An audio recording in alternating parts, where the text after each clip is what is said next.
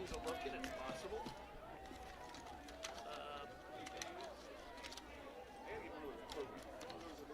I don't.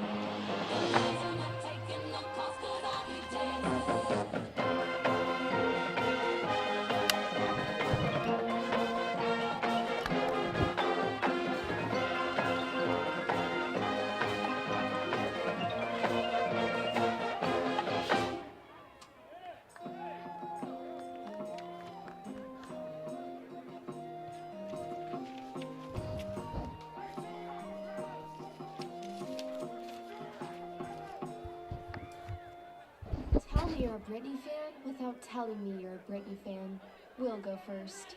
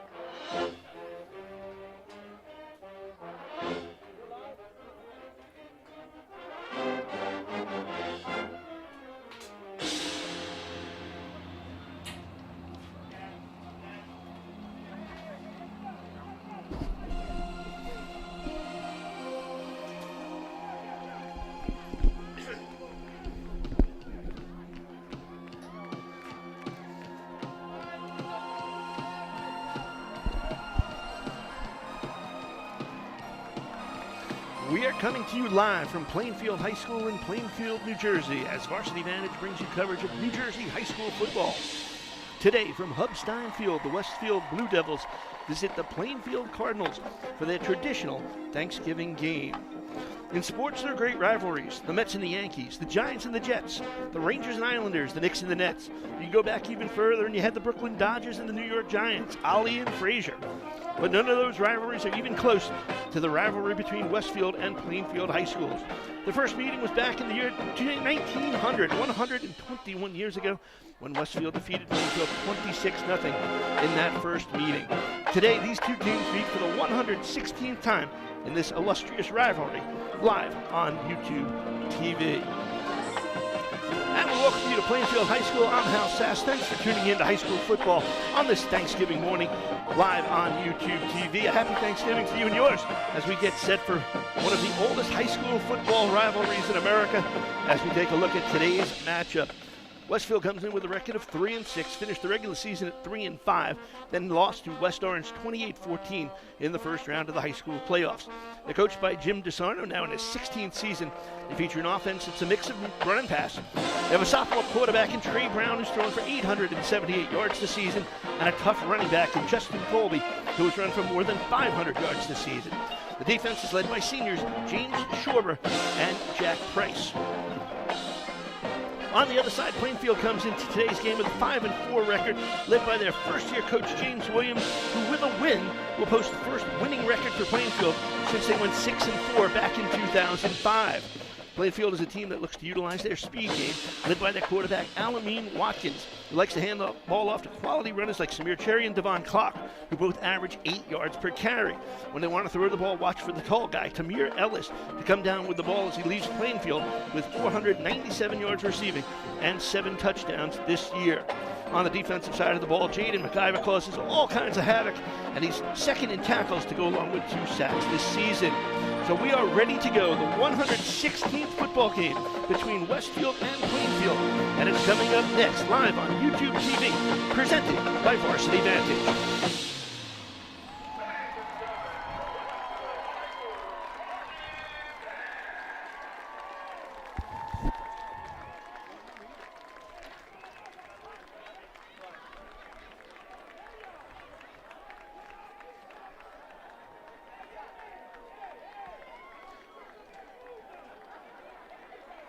Today's broadcast is brought to you by the Westfield School Booster Association. Boosters are an all-volunteer organization who raise money for all Westfield High School student athletes. Recently, they completed major projects like the training room at both Keller Stadium and the high school, the weight rooms at Keller Stadium and the high school as well, the trophy case and entrance to the gym, the soccer and baseball locker rooms. The Boosters also donate over $50,000 in scholarships to deserving senior athletes at their annual All-Star Sports Dinner. To support the Boosters, feel free to visit their website at www.westfieldboosters.com. Or to purchase a field sign or an ad in their annual program, you can contact any booster, including Jason McLean or Mike Carlin.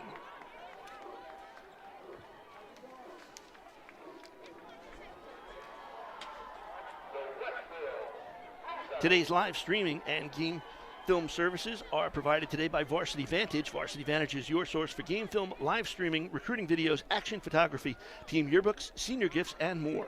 They focus on capturing athletic accomplishments and preserving precious memories. Check them out at varsityvantage.com. On this Thanksgiving morning, we want to send our thanks out to Ron Bansky and Associates, All-State Agency located at 502 East Broad Street. The agency's been protecting local families and business owners for more than 20 years. You can call them at 908-301-0711 for a new auto, home, or life insurance quote. Do it this week. And I want to take a moment also to recognize some of the booster sign sponsors Westfield Boosters would like to recognize, including 3D Lacrosse, A1 Basement Solutions, All-State Ron Bansky, American United Mortgage, Arc Electric, Redcom, Blue Star Lacrosse, Caldwell Bankers, including Kim Haley, Jill Skabinski, Frank Isoldi, Jane Bernstein, Jean Marie Morgan, also Compass Realty, Sam Jordan.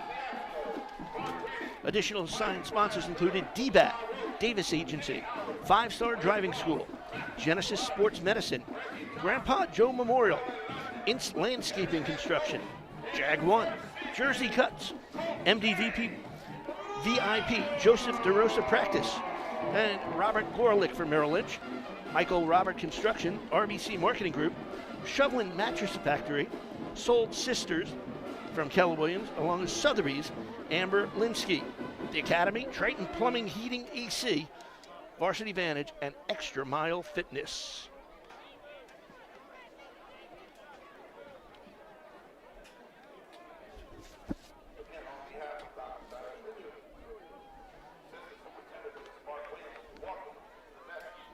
Good crowd on hand on this Thanksgiving morning.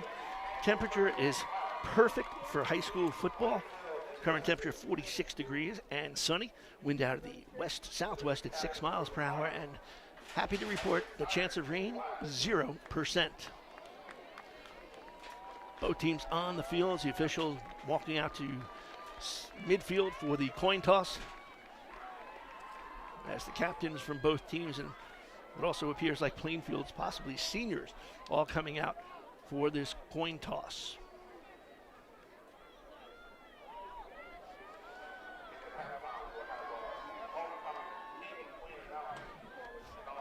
Our referee for today is Dave Asman. The umpire is Mark Shore. Head linesman John Bizone.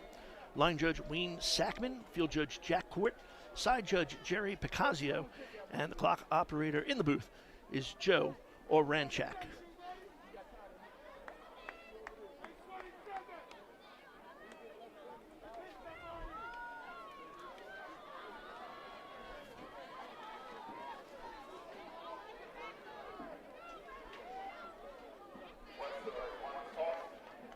Westfield has won the toss and deferred.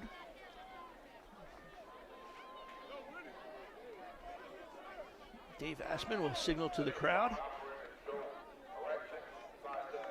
Plainfield will receive the opening kickoff as the captains shake hands, and we are just about ready to go on this Thanksgiving morning. Glad you took time out to join us for our coverage of one of America's oldest high school football rivalries that dates back all the way to 1900. As we prepare to listen for the singing of our national anthem.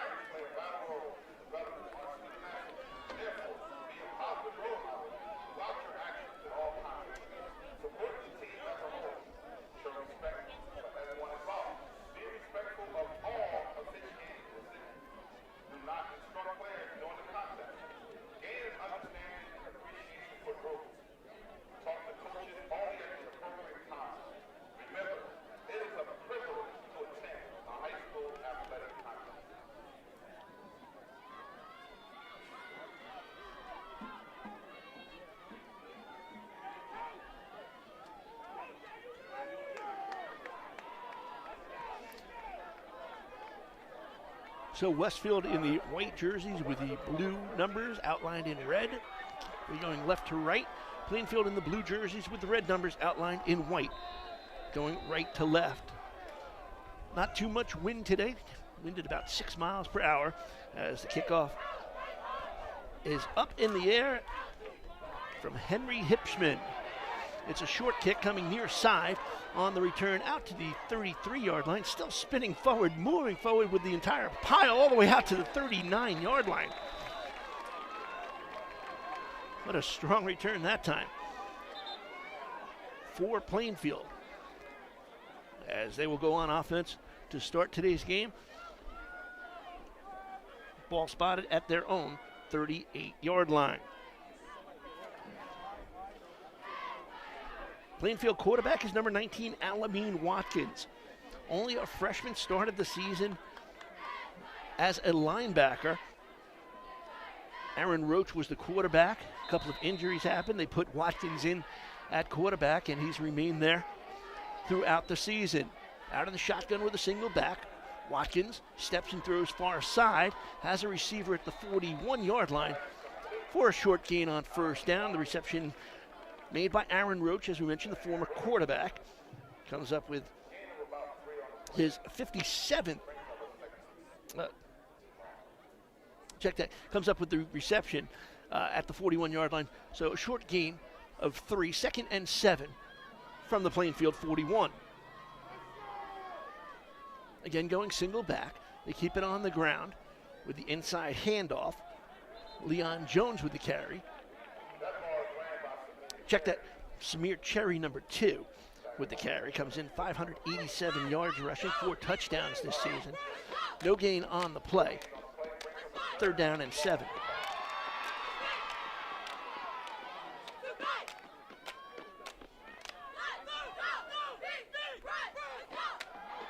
Little swing pass out of the backfield, nothing doing. Cherry with the reception, taken down immediately by Tyler Sanz on the defense.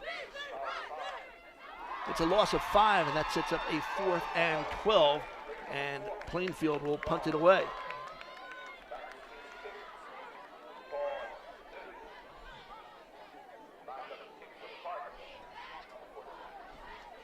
Jaden Whitaker, number 14, out to do the punting for Plainfield. Westfield with 1 back deep. Will take the ball on the fly at the 34-yard line, drobbles it, able to pick it back up, and Paul Tildew hit immediately after picking up the ball that he dropped. Taken down by Tamir Ellis, and now Westfield goes on offense for their first possession. 10:08 to go in the first quarter, no score.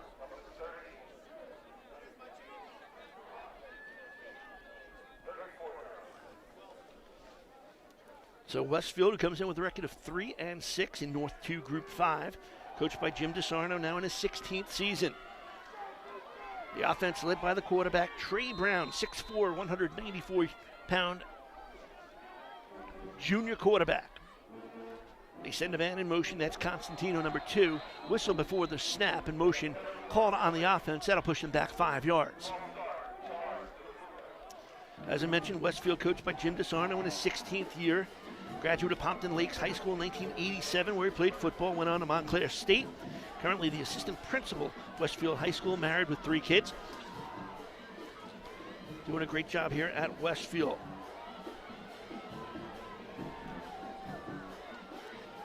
So after the penalty, they push the ball back 5 yards to the 29-yard line. 1st and 15 for Westfield. Brown with the inside handoff right into the line. Not much doing there. Get back to about the line of scrimmage. 2nd down. Justin Colby with the carry, fast running back. Had 102 yards rushing in the playoff loss to West Orange. Also not surprised to see him come out of the backfield. He has been very effective this year with 28 receptions.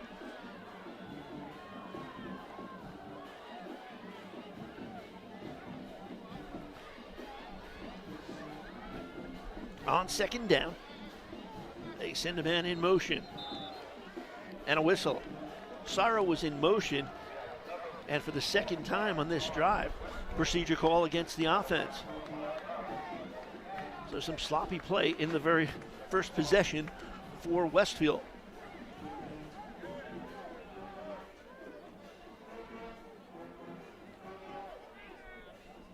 Ball now pushed back to the 25-yard line.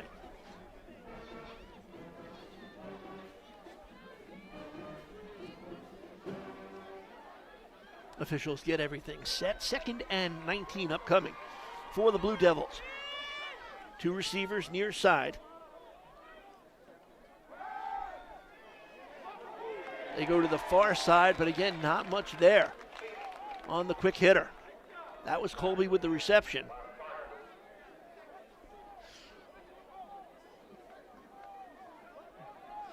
Get the ball out to about the 22-yard line.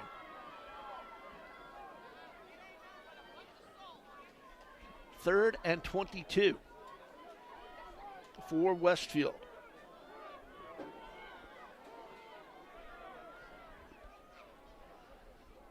They send out 3 receivers to the near side. Brown has a man in Constantino.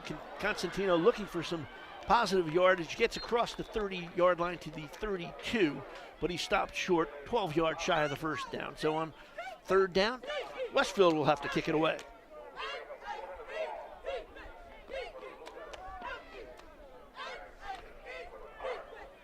The punter, number 8, James Schwarber, averaging 33 yards per kick this season.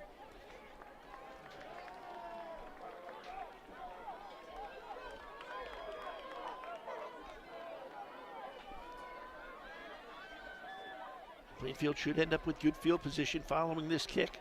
Schwarber running, does get the kick away. It's a low line drive that will go out of bounds inside the 40-yard line. The official's side judge marks it off at the 39, and that's where Plainfield will start their second possession with 7:39 to go in the first quarter. No score, Plainfield and Westfield.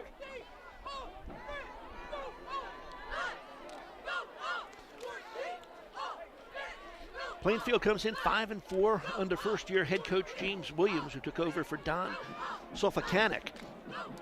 Out of Clifton Scott High School, graduated in 1989, went on to Central State University in Wilberforce, Ohio. Played offensive line there. Special needs teacher here at Plainfield High School. This time under center they go on 1st down. Watkins with the pitch back. Right up the middle, across midfield, still on his feet. And Cherry with a good gain of 13 and a 1st down.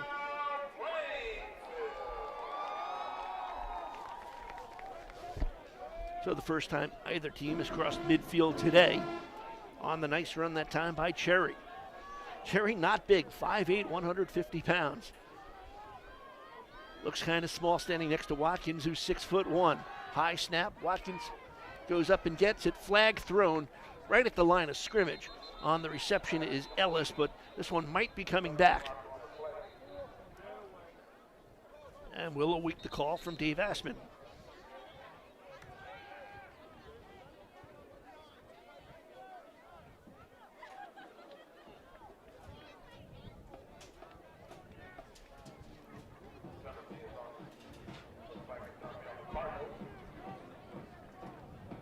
They do mark off the penalty against Plainfield back to the 39-yard line.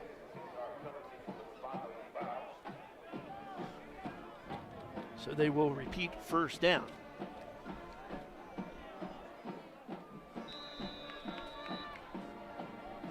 But 1st and 23 now. Watkins has the snap, goes to the far side, has a receiver in Aaron Roach. Roach taken down by 4 white jerseys, led by the defense of James Schwarber.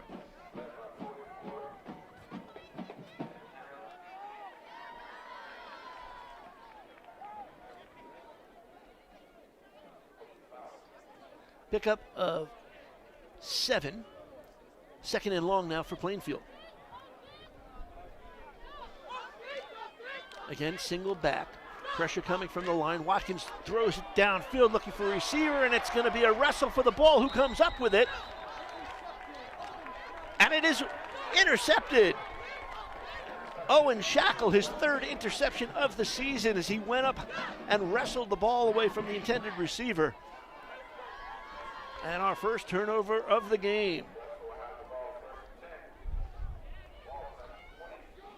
Shackle, the best cornerback, not big, 5'11", 160 pounds, able to go up high and take that one away from the receiver. And the ball back over to Westfield with 6:15 to go in this scoreless game Thanksgiving morning from Plainfield High School. Hub-Steinfield.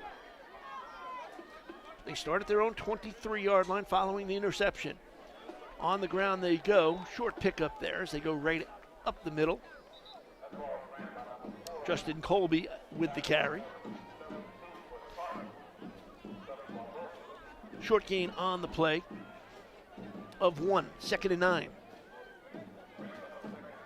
The entire Westfield team looking over to the sidelines to get the call of the next offensive play. Colby again, the single back, next to Trey Brown. Brown takes the snap. Back to Colby they go up the middle. And taken down after a short game, Keywan Kirkland with the stop. And it's a third down upcoming for the Blue Devils of Westfield. 3-6 this year with wins over St. Joe's, Elizabeth, and Watchung Hills. Last year they went 0-2 in the COVID-shortened season. They were shut down after 2 games of COVID. Only 5 football games played in the entire school district. They had 2 varsity games, 1 JV game, and 2 freshman games. That was all they were able to play last year. Here's Brown scrambling. Dumps it off to Constantino. Constantino out to the 44-yard line, wrestled out of bounds by Tamir Ellis, but that's good enough for a first down. It was a tough season for everybody last year, of course, with COVID. Came back into this season with a good outlook. Played their last game almost 3 weeks ago. Regarding the layoff, Coach DeSarno said they worked hard in practice. The seniors all want to go out with a win. And, well, for the underclassmen, it's a chance to shine here as they look forward to next season. 1st and 10 from the 42-yard line. Again, out of the shotgun is Trey Brown. High snap. Fakes the handoff. He'll keep it himself. And he is just going to get swarmed by a bunch of blue jerseys and taken down for a loss on first down. Brown, as we mentioned, 6'4", good size, needs some good protection to show off all his skills. He's got good legs, a strong arm, also a lacrosse player. In fact, he's committed himself to Maryland for lacrosse following his next season. So it's a loss of 1 on the play. 2nd and 11 from just outside the 40-yard line. 2 receivers to the near side. Plainfield showing blitz. They send a man in motion. That's Lara. Again, they go on the ground with the inside handoff, working that left side of the offensive line.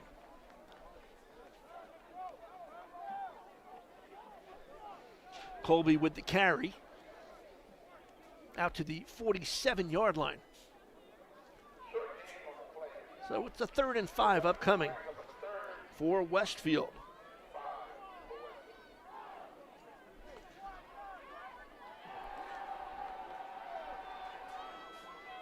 Jim DeSarno said the 3 keys are no big plays against. The defense has given up some really big plays. Stop first down yardage from Plainfield, and they just need to move the chains. Too many 3 and outs in the last game.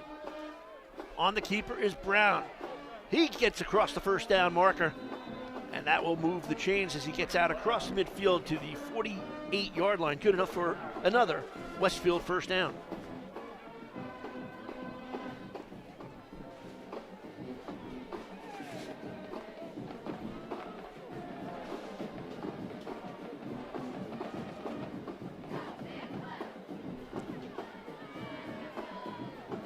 Two teams separated by only a few miles. At one point in time, these 2 schools were actually in the same town. Inside handoff to Colby, wrestled at the line. Big defensive stop there. Stefan Barbosa, the 4-year varsity starter, with the tackle. Big guy he is, 6'2", 315, and he's a guy who lost 25 pounds coming into the season to get himself into better shape, and he's had himself an outstanding season. Short pickup of 2, 2nd and 8.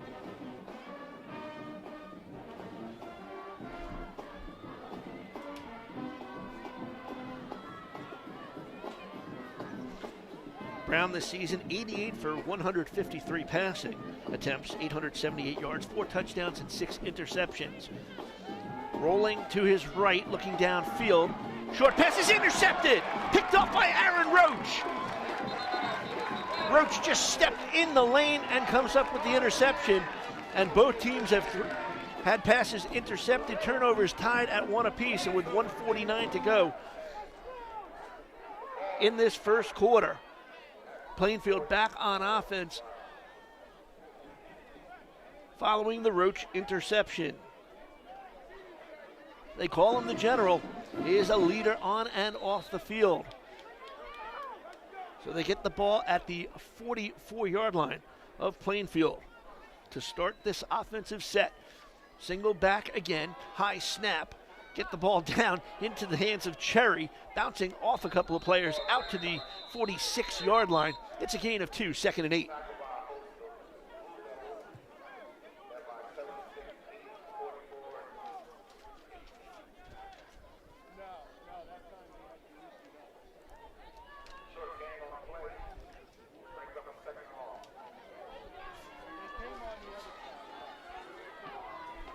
Clock winding down to minute 17 to go in the scoreless first quarter. Watkins with time. Over the middle he goes, has a receiver wrapped up right away. As Tamir Ellis with the reception, taken down after a short gain by Jack O'Connor, who missed the last 2 games of the season, had an appendectomy performed. He's doing well, able to get back after a relatively short layoff. So it's a 3rd down right at midfield. 45 seconds to go in this first quarter. 3rd and 4. Watkins with a hard count, trying to draw Westfield offside. Watkins with the snap, has protection, throwing it up downfield, looking for Roach. Roach goes up high and comes down with it. In front of Dave Shackle. It's a gain of 30 and another 1st down. Aaron Roach, 6'2", goes up high to pull that pass down in front of Owen Shackle, who had the interception earlier in this first quarter. So the ball down now at the 18-yard line of Westfield with 20 seconds to go first quarter. Watkins over the middle he goes, deflected in the air and intercepted. Intercepted by Paul Tillieu.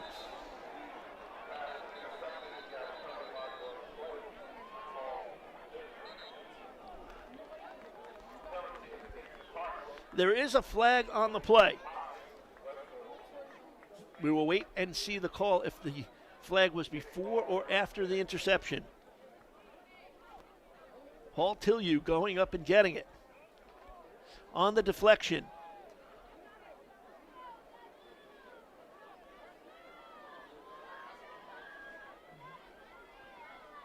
Still no signal from the officials.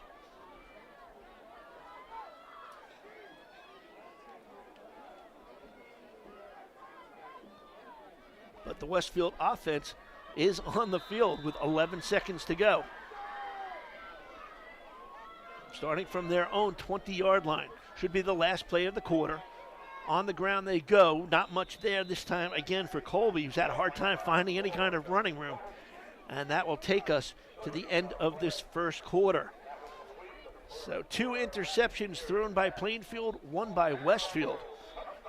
Neither team able to get on the board after the first 12 minutes, and we are scoreless at the end of 1. Thanksgiving football presented by Varsity Vantage. Live streaming and game film services for today's game is provided by Varsity Vantage. Varsity Vantage is your source for game film, live streaming, recruiting videos, action photography, team yearbooks, senior gifts, and more. They focus on capturing athletic accomplishments and preserving precious memories. Check them out at varsityvantage.com.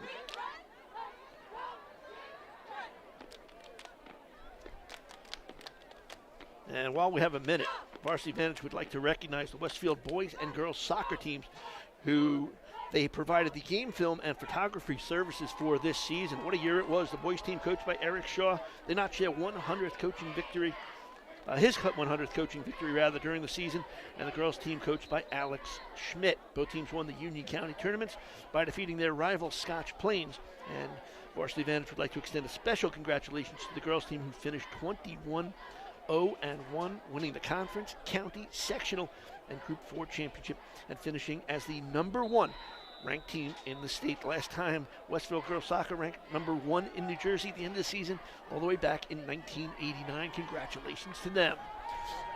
Brown on first down to start the second quarter, goes to the far side, has a receiver after a gain of 7, as Constantino with another reception. Been his go-to receiver here in the first half. Shows 11:38 to go in this first half, scoreless. In the Thanksgiving matchup between Westfield and Plainfield, the history between these two teams goes back to 1900. Westfield with a 26-0 victory in that opening matchup 121 years ago. On the ground is Colby. Not much doing there. Westfield has won the last 8 meetings between these two teams. They didn't play last year because of COVID. The last win for Plainfield was in 2011. And it wasn't just any kind of a win. Plainfield won 22-21, which knocked Westfield out of winning the county championship. And that win was the 500th career victory in the history of Plainfield football. On first down, Brown goes far side again.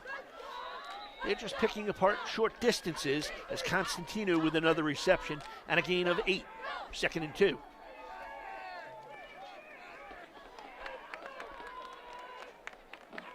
These two teams have been playing on Thanksgiving as much as possible. They had a couple of dates where rain forced them to play over the weekend, but the first high school Thanksgiving Day meeting between these two teams was 1945. They keep it on the ground.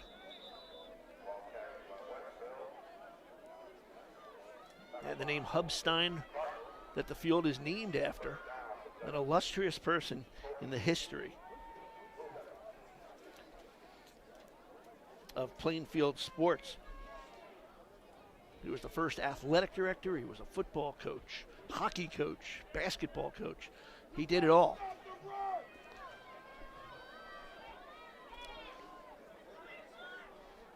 On 1st and 10. Ball at the 43-yard line of Westfield. No score with 10:04 to go. Again on the ground, short pickup. Gain of about 1, 2nd and 9. The classic story between these two teams. 1941, these two teams are playing. Plainfield leading 7-0. Westfield gets on the board on 4th down. Or was it 4th down? The officials confused the down situation. Westfield ended up having 5 downs on that possession. Well, Hubstein wasn't happy. Said to the team, let's go, we're out of here. They got on the bus and left. Game went down in the history books as the only 1-0 score in the history of high school football. Pass to the near side, incomplete, as he was looking for Paul Sorrow. 3rd and 9 upcoming.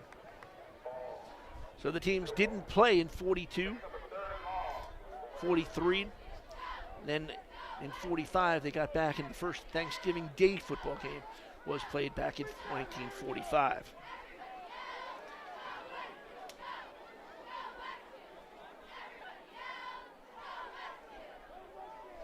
Herb Stein, his real name, Herbert Alpheus Stein. So it wasn't Herb, they called him Hub. 37 years he spent at Plainfield High School. On 3rd and 9, Brown back to pass. Getting pressured, gets out of the pressure, throws to the near side, has a man, through the hands of the intended receiver as he was looking for Peter Del Rey. And they will have to turn it over on downs. They will punt it away on 4th. So both offenses struggling in this first half, which shows 9 minutes to go.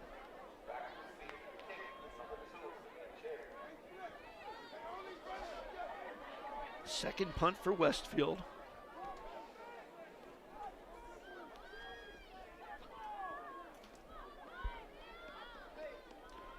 Schauber awaiting the snap. Julian Montez with the snap. It's a good kick. And a fair catch at the 24-yard line. 35-yard punt that time for Schauber. And Plainfield back in possession with the ball with 8:31 to go in this first half, which is scoreless. As I mentioned, good crowd on hand. Thanksgiving morning, 11 a.m. start.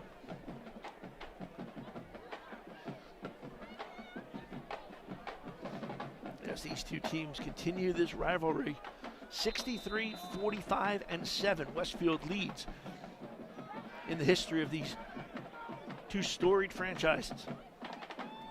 Late substitution for Plainfield as Devon Clark comes out on the field. They call him the bus. You'll see why. 5'9", 270.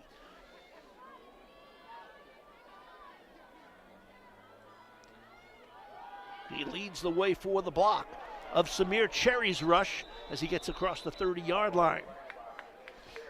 Well, when you put Clark in front of you, you've got a good person to clear some space. And that's what Clark does.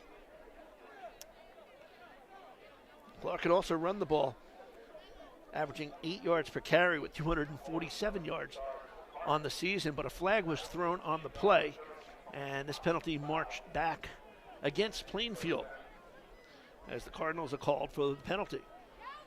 Ball back to the 18-yard line.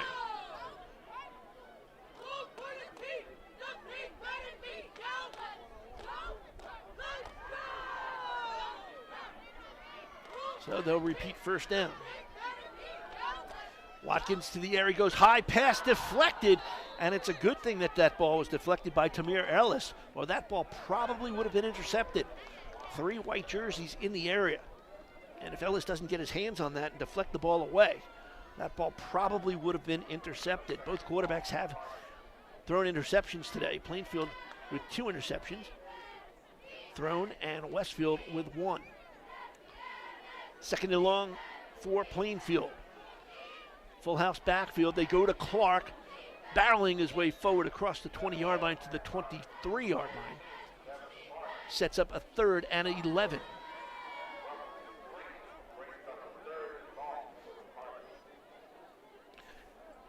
Plainfield coach James Williams, you gotta love this guy.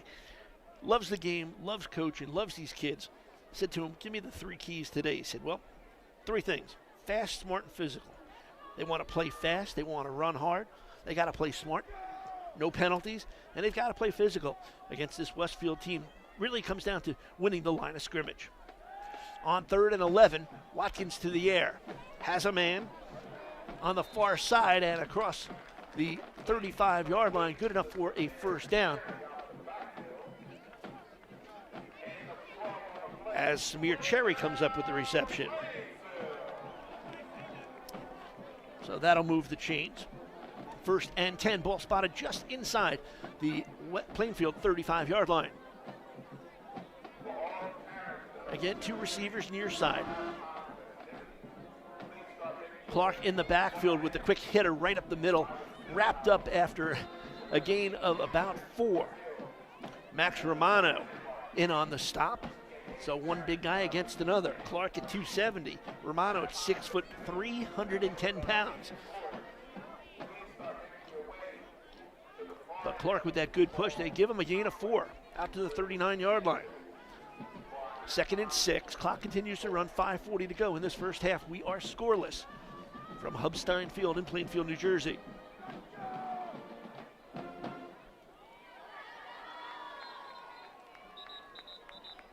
A timeout now taken by Plainfield. Coach Williams saw something, wants to talk it over before this 2nd and 6 play.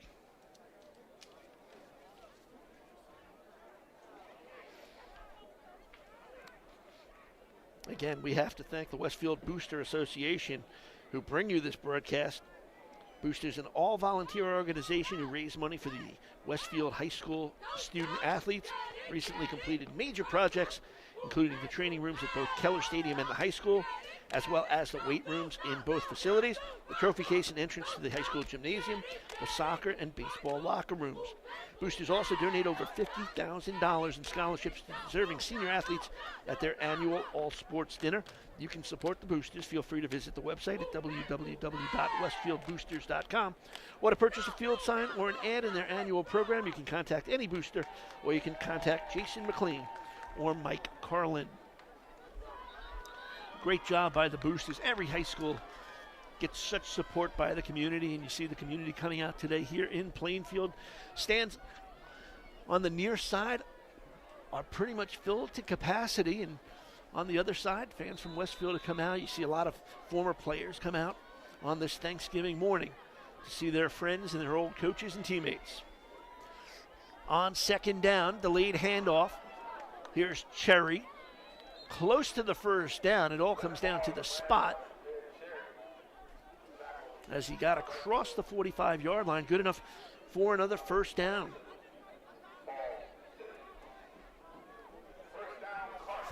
Seventh play of the drive upcoming for Plainfield with 6:12 to go. First half, no score. On the ground they go. Short gain as they try to pound it right up the middle of that line.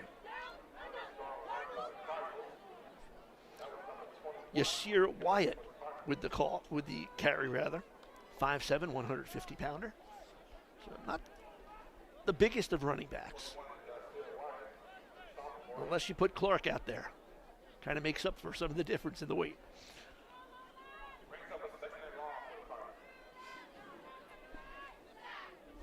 Second and 7 from the 49 of Plainfield.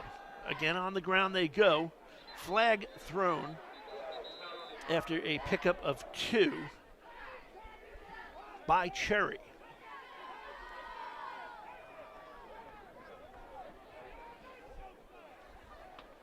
It's a hold against Plainfield.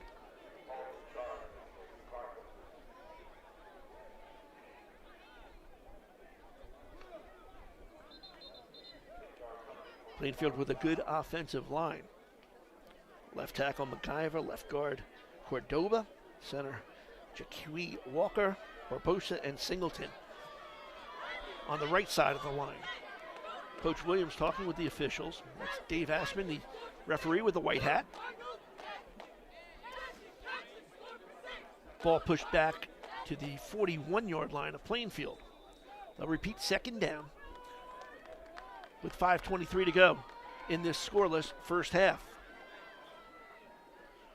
Watkins fakes the handoff, hit as he throws. That ball falls incomplete. The pressure came that time by Jack Price with 3 sacks on the season. He got through quickly to Watkins and hit Watkins as he was throwing the ball. Luckily for Plainfield, it fell incomplete. Watkins a little slow getting up, but he appears to be okay.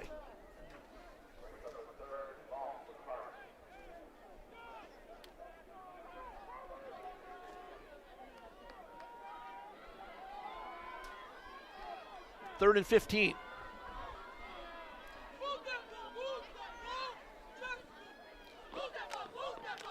Watkins with time, airing it up downfield into coverage, and that ball in and out of the hands of Owen Shackle, who had an interception back in the first quarter. Watkins throwing into coverage, 4 white jerseys around the intended receiver, Tamir Ellis.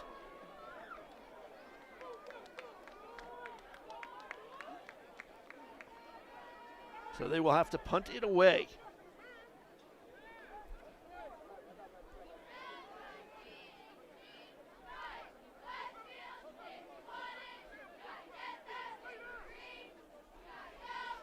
Jaden Whitaker in to handle the punt.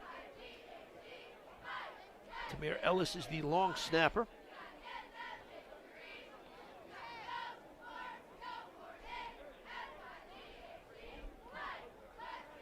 5:08 to go first half. Gets the kickoff, moving up quickly to receive it is Paul Tillieu, and down at the 34-yard line. So Westfield back on offense, 5 minutes exactly to go in this first half. They will start out at the 35-yard line of Westfield, 1st and 10. Westfield has had some great years back in 2015, 16, and 17. They won the state titles all 3 years, defeating Bridgewater in the finals.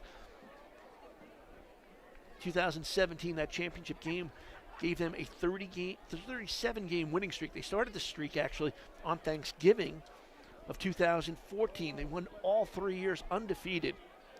37-game winning streak ended in week 1 in 2018 as they lost to Linden. 1st and 10. Brown wrapped up from behind, still on his feet, and finally taken down. It is Barbosa.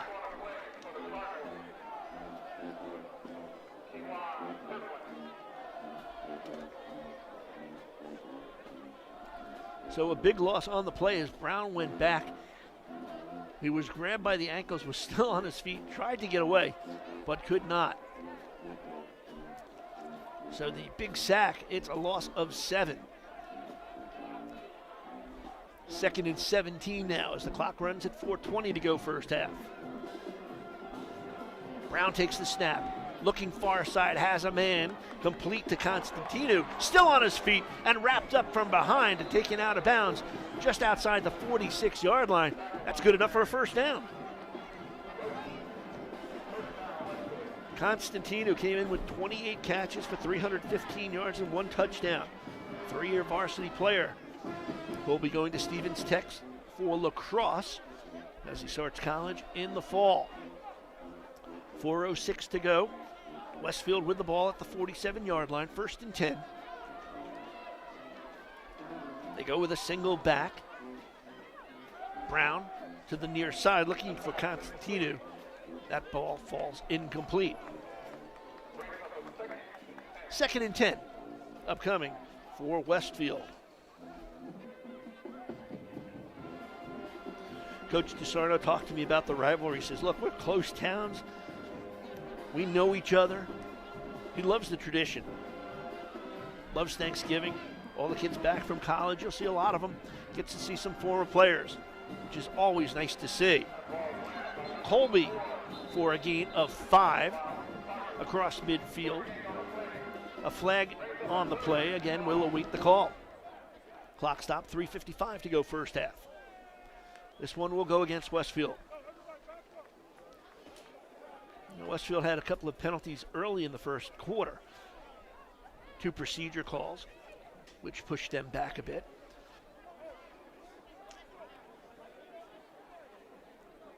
Plainfield's had the deepest penetration in today's game, getting down just outside the 20 of Westfield, but then turned it over on another interception. That one by Paul Tillieu. Tillieu and Shackle with interceptions for Westfield. Roach with an interception today for Plainfield. On 2nd down, Brown looks on the screen. Back out to the 47-yard line. That's Constantino again. Clock running, 3:32 to go.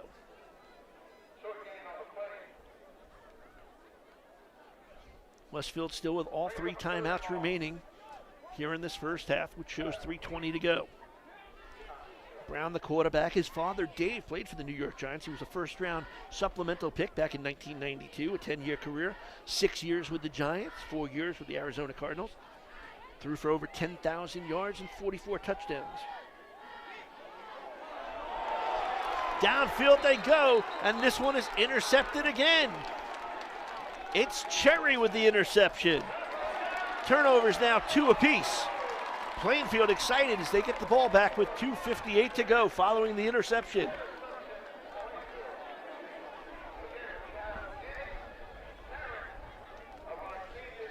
So Brown trying to get the ball downfield. And Cherry comes up with the interception, so he's doing it on offense. Now he does it on defense. 1st and 10 for Plainfield from their own 33-yard line. Plainfield with 2 timeouts remaining. See if they can get points on the board late here in this first half. Leon Jones, number 4, to the near side. One of the 2 receivers to the right for Alameen Watkins, but they keep it on the ground instead. Still on his feet, fumble, ball loose on the ground, and looks like Plainfield able to pick it up as Yasir Wyatt had the carry, was taken down, the ball came free, was fallen on by Plainfield. Just shy of a first down, it's a 2nd and short.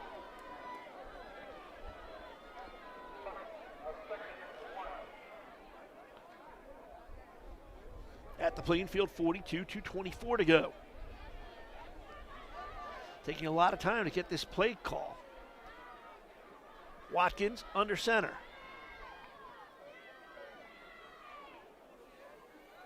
Two-back offense. Watkins rolling, being chased from behind, able to get away. Watkins will keep it himself. Watkins just shy of the 40-yard line. It's a loss of 4, and it'll set up a 3rd and about 5. Watkins got away from the pressure that time of Jack Price, number 54, who had a sack earlier in this first half. But Watkins could not make it around the corner. Ball spotted at the 40-yard line, clock continuing to run with 1:37 to go here in the scoreless first half, Thanksgiving Day from Hubstein Field, Plainfield, New Jersey. You're watching it live on YouTube. On 3rd down, quick handoff. Price got a hand on it, but Price actually got the face mask, it appeared, of Samir Cherry, and that should be a penalty, and that's probably what the call will be here. Price inadvertently, he wasn't trying to get his face mask, just happened to grab it. And the flag came in immediately. The clock stops with 1:21 to go here in this first half. Price, a versatile lineman, can play multiple positions. Got in quickly to make the tackle, but unfortunately got a piece of the face mask. And that is a big penalty. Takes them all the way down to the Westfield 45-yard line.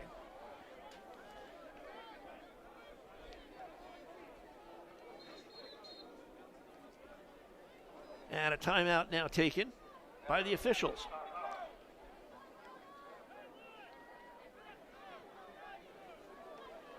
Could not ask for a nicer day. Temperature in the high 40s, sunshine. Not much wind, although it is in the face right now of Plainfield. No chance of rain. Hope you're enjoying your Thanksgiving, as we wish you and your families a very happy Thanksgiving 2021.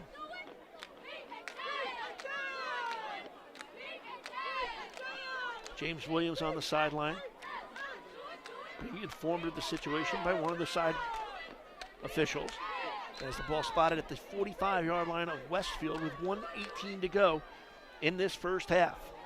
We are scoreless.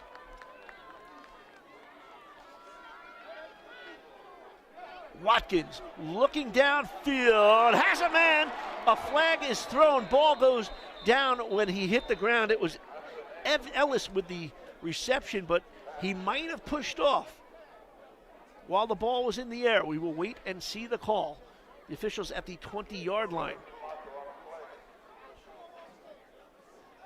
There was some contact while the ball was in the air, and the flag came in exactly where Ellis was. So you figure it's either going to be offensive or defensive pass interference, but he did catch the ball. Pass interference on the offense.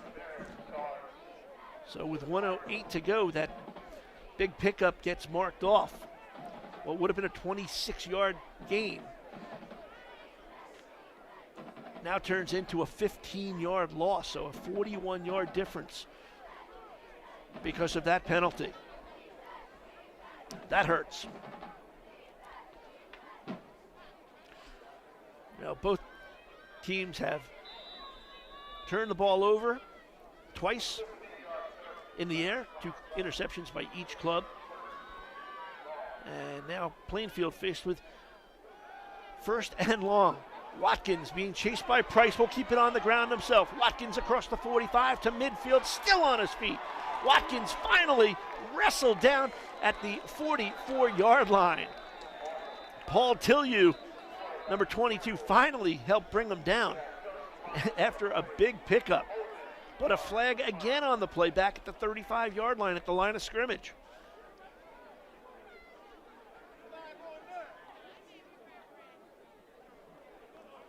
And this play is coming back.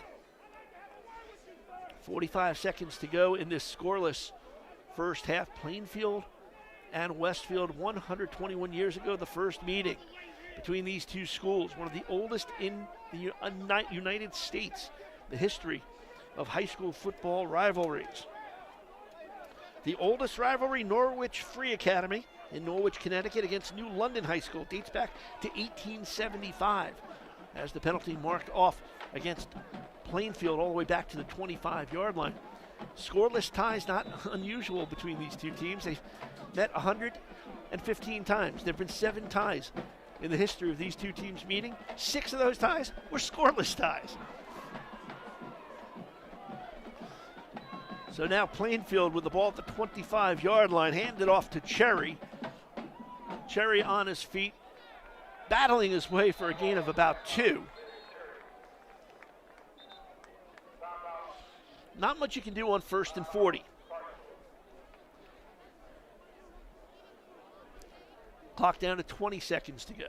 And a timeout on the field.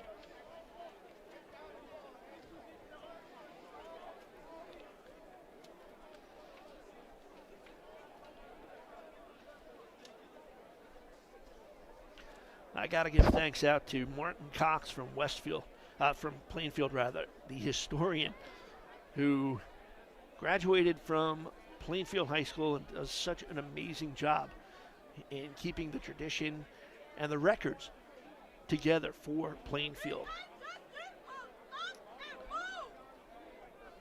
And he was an amazing help in learning about this rivalry, which, as we said, goes back all the way to 1900. There's actually talk, as Cox says, that it might have actually gone before that, but they don't have any official records. He thinks it may have actually started a little bit earlier, but he couldn't verify it for sure, so he just kept it in the record books as 1900 rather, not 2000. And Steve Johnson for Westfield, also a historian who has done a great job for Westfield football. And both of those gentlemen certainly appreciate all of their help. On the option, they get it out to Ellis. Tillieu with the first attempt at a tackle. Ellis wrapped up, pitches the ball back to Jaquan Singleton.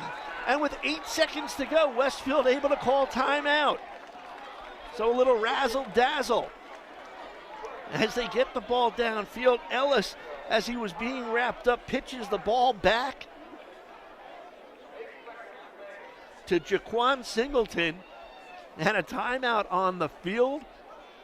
So what was once a 1st and 40, and then a 2nd down, turns into a 1st down now for Plainfield at the 30-yard line of Westfield.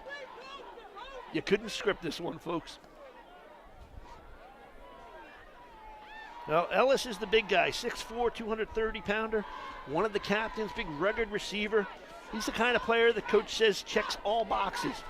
35 receptions, 497 yards, 7 touchdowns coming into today's game. Also the leading tackler on this team. He'll be heading to Delaware State at 6'4". A big target, good hands, big receiver, smart as well. So with 8 seconds to go, they spot the ball at the 30-yard line. Plainfield will send all the receivers out here as this is a chance to possibly get on the board in this scoreless game. Watkins with the snap, has some time, airing it up downfield, coming back for the ball, incomplete. Pass was a little underthrown into coverage as he was looking for Aaron Roach, And with that play, the first half comes to an end. So some excitement late in this first half as Plainfield made some headway, got downfield to the Westfield 30-yard line on the final play. Ball incomplete, shy of the goal line. And after 24 minutes of play, it's a scoreless tie, Westfield and Plainfield in this Thanksgiving game tradition. Two teams separated by just a few miles, getting together for their annual Thanksgiving matchup. Hope you're enjoying the action live on YouTube, presented by Varsity Vantage.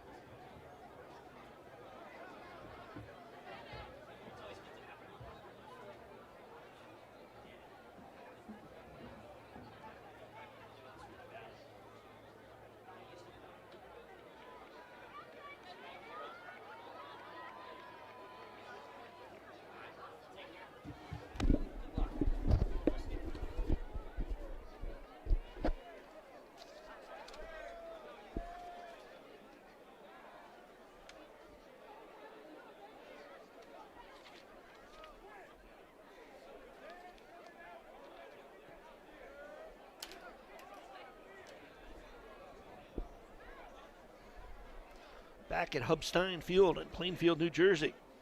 Halftime, Plainfield and Westfield. Scoreless in this 116th meeting all time between these two programs. I want to let you know today's broadcast is brought to you by the Westfield School Booster Association.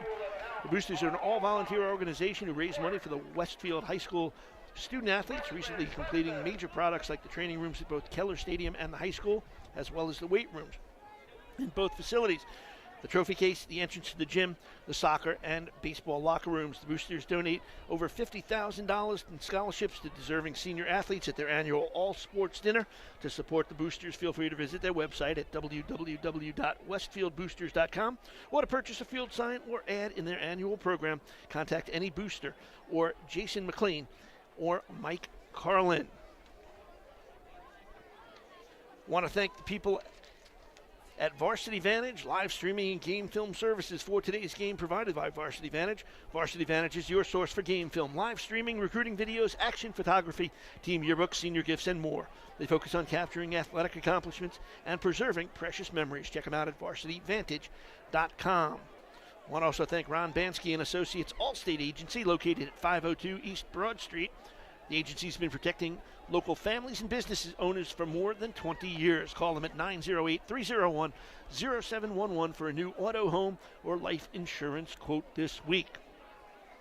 And, of course, high school football, you couldn't get it done without the boosters and the companies and individuals who support them. We'd like to let the Westfield Boosters acknowledge some of the sponsors of these signs, including 3D Lacrosse, A1 Basement Solutions, All States Ron Bansky, American United Mortgage, Arc Electric, Redcom, Blue Star Lacrosse, Kim Haley and Jill Skibinski from Caldwell Banker, as well as Frank Isoli, Jane Bernstein, Jean Marie Morgan, and at Caldwell Banker.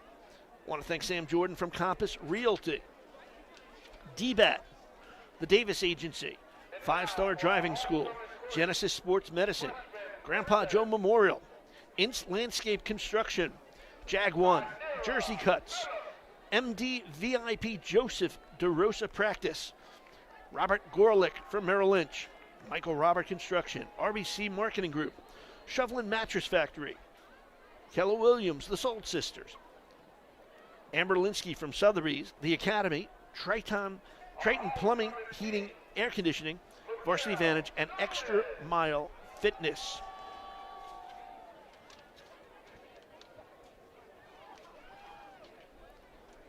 So a scoreless first half between Plainfield and Westfield.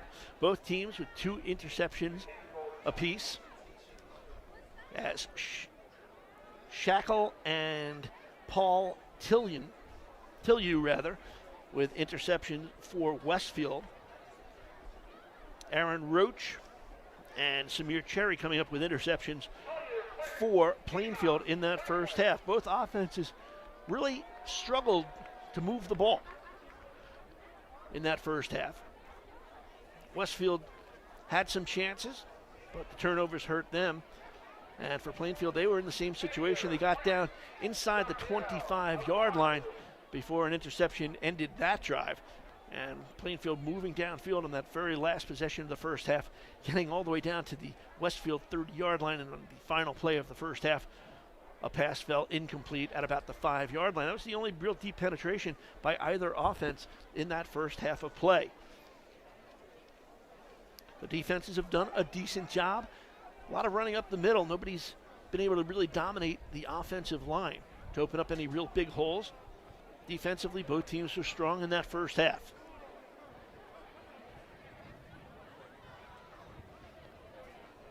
So an amazing tradition here on Thanksgiving Day 2021. Plainfield hosting this year's game against Westfield. Westfield's come in winning the last 8 meetings between these two teams. Plainfield's last victory back in 2011.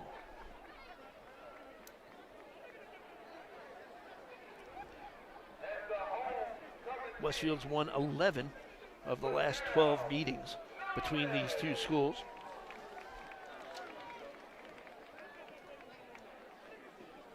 And it is certainly an amazing history when you go back here in Plainfield. their football program since 1899. They were 0-1 in 1899, so not a very big schedule back then.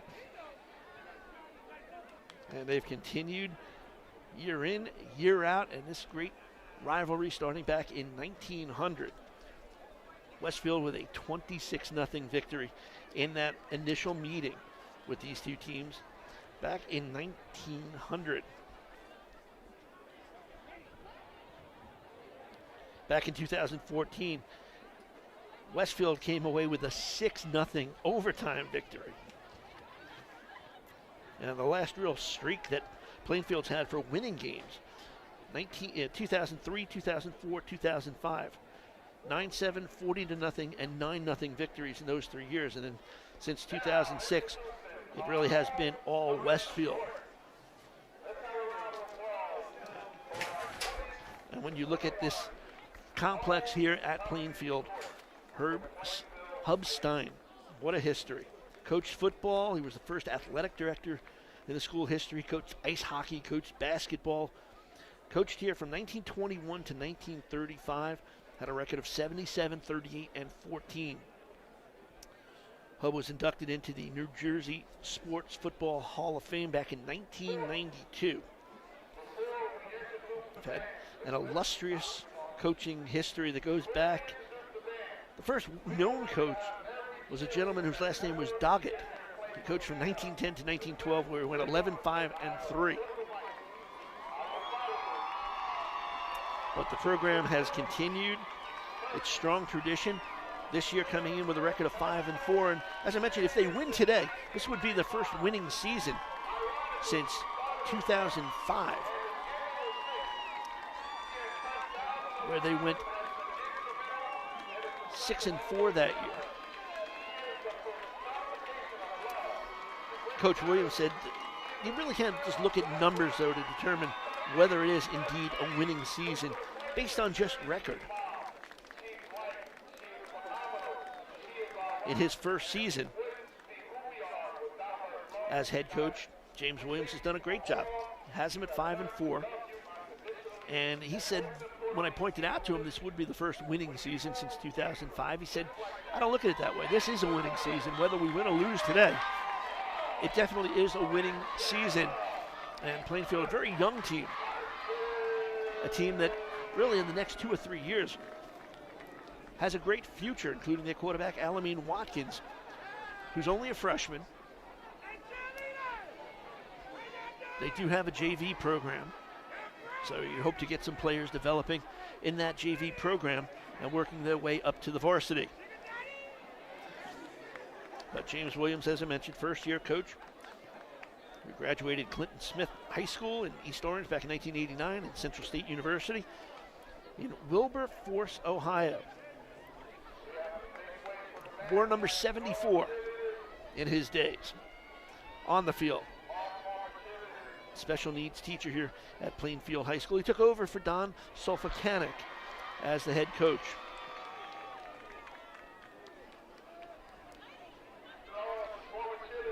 And on the other side for Westfield, a somewhat disappointing season, 3-6. And they did make it into the playoffs, but they were defeated 28-14 by West Orange in their playoff game. And that game, as I mentioned, was about 3 weeks ago. And the layoff, well, wasn't much of a layoff. He said the teams practiced, they worked real hard. He said, we didn't take any time off. This game was on the schedule. We just continued to practice and work towards every game. Wins this season over St. Joe's, Elizabeth, and Watchung Hills. Jim DeSarno now in his 16th year as the head coach.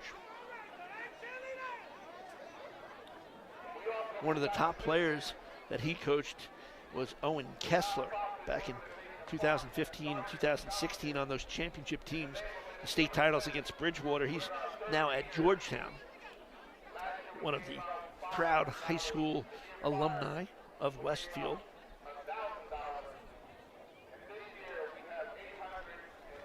It's always interesting to see some of the people that graduated from each of these towns and people in the communities.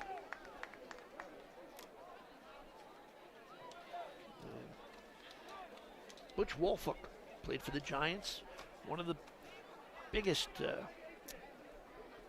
most famous, I guess, in football to come out of Plainfield. And for Westfield, well, their quarterback this year, Trey Brown, his dad, Dave Brown, drafted in 1992 in the supplemental draft in the first round by the New York Giants. A lot of history between these two schools, these two communities. And we're just glad to bring it to you here on YouTube here on Thanksgiving Day 2021.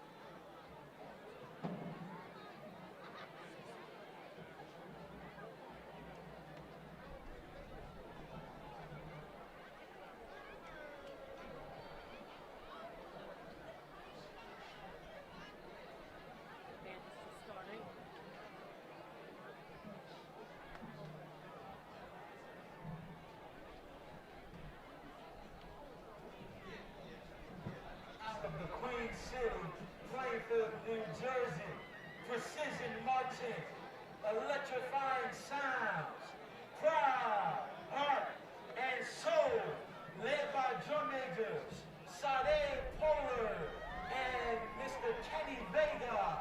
This is the beast of the Northeast, the Plainfield High School Marching Band!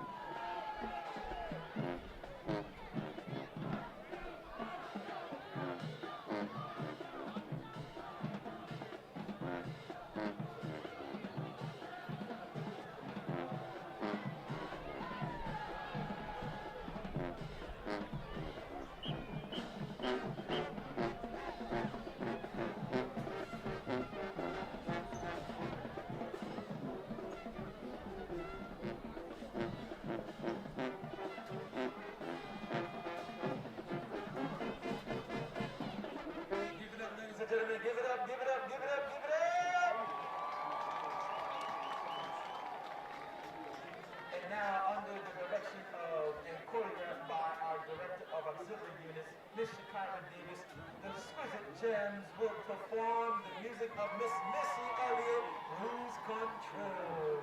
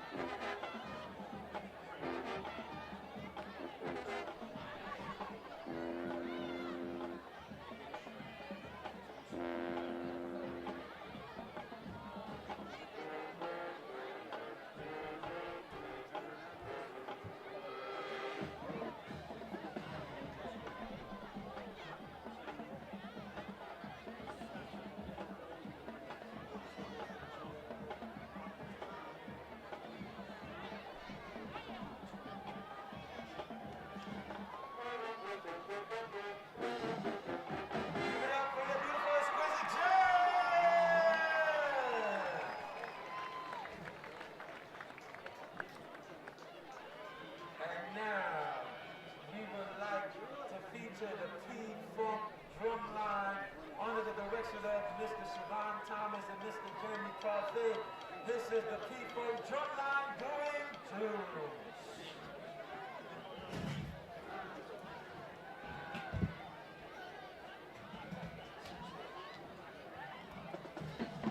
This drum line has gone down to Willenboro, gone down to Camden, and beat some of the baddest drum lines in the land, but we have the #1 best drum line on this side of the North.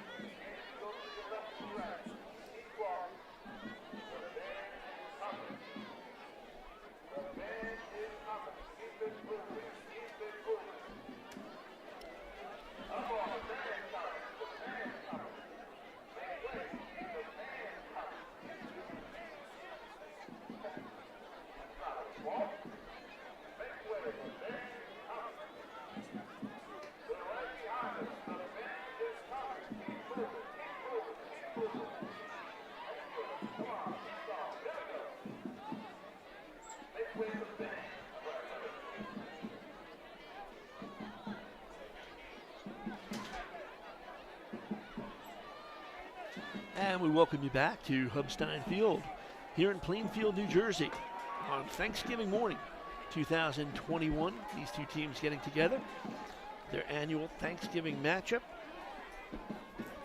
Weather has gotten even nicer than when the game started. Temperature around 50 degrees right now. Light wind, no chance of rain, sunshine.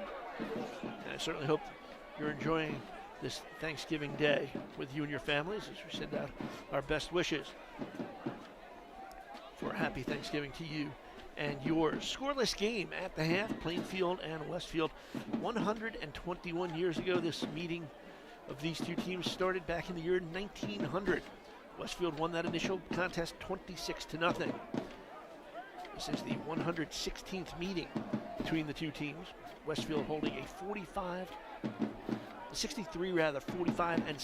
advantage in this illustrious history between these two teams. First Thanksgiving Day game actually took place in 1945, 76 years ago today. Scoreless first half, both teams with 2 interceptions each. Quarterbacks had some opportunities, connected on a couple of big plays, but neither team could make their way into the end zone in that first half. Not unusual, these two teams scoreless in their history. Out of those 7 tie games, 6 of those games ended 0-0. Of course, there is overtime, so we will not end up with a tie game. Plainfield wearing their blue jerseys with the white helmets, red numerals outlined in white. Westfield in their white uniforms, the blue helmet, blue numbers outlined as well. Westfield will receive the opening kickoff here in the second half. Jim DeSarno's team, the Blue Devils of Westfield, hoping to improve their record and finish their season on a high note. They come in 3-6. On the other side, James Williams in his first year as head coach for the Cardinals of Plainfield, looking to end up with a winning record for the first time since 2005. They come in with a record of 5-4.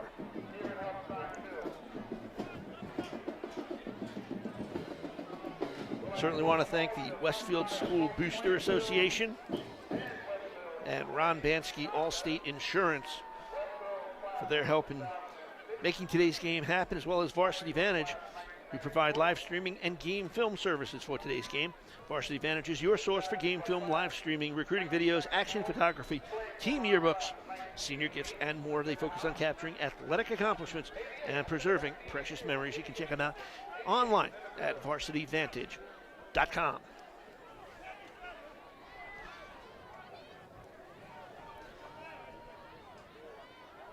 Plainfield's number 14, Jaden Whitaker, tees the ball up at the Westfield 40-yard line.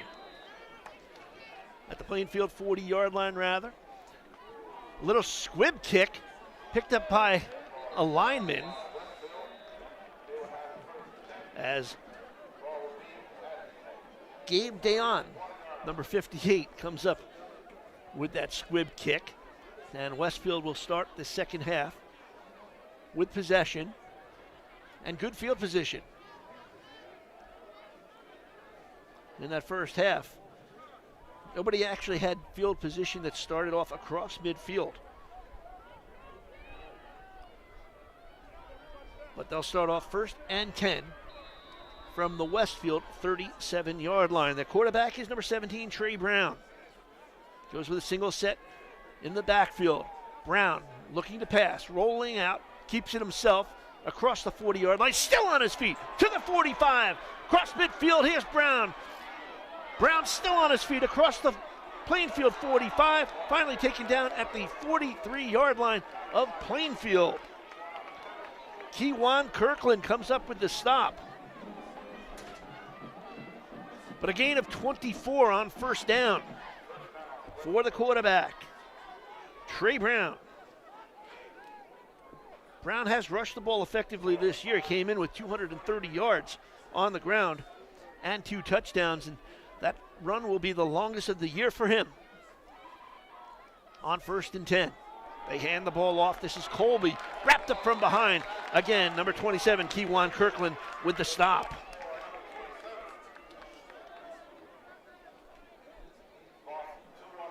Ronan Fowler, number 5, checks in, replacing Tim Murray as a receiver here on 2nd down following that loss of 2, 2nd and 12.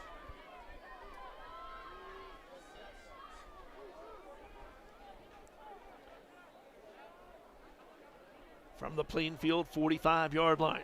Brown stepping up, pressure from behind. Can he get away? He's wrapped up and taken down by the defensive Josue Cordova. Number 77, the big guy. The sophomore comes up with a big sack, pushing Westfield all the way back to their own 46-yard line. Brown was looking downfield, nobody there. Pressure originally came from Kewan Kirkland, but it was Cordova, number 77, with the sack.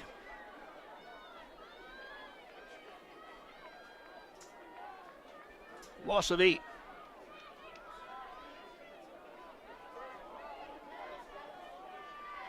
Third and 21 for Brown. Brown pump fakes once. Good coverage downfield. Brown will roll out and keep it himself. Wrapped up from behind. Grabbed from behind on the jersey. And taken down after a short pickup. Jaquan Singleton, who has 4 sacks this season, chasing Brown from behind, and they will have to punt it away.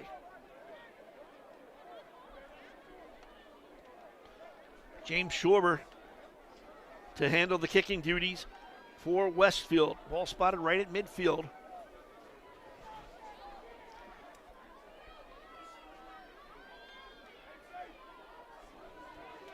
Samir Cherry back deep for Plainfield. The ball bounces, he will step away from it, and the ball dies at the 15-yard line. 35-yard punt, no return. And Plainfield will get their first possession of the second half with 9:03 to go in this scoreless game. The traditional Thanksgiving meeting between Plainfield and Westfield.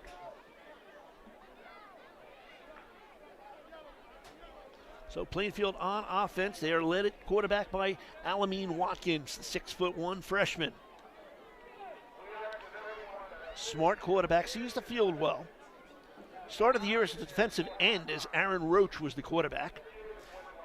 A couple of injuries happened. Watkins in at quarterback. He's been there all year. Thrown for almost 500 yards coming into today's game, but nothing doing there on first down. Sets up 2nd and 10.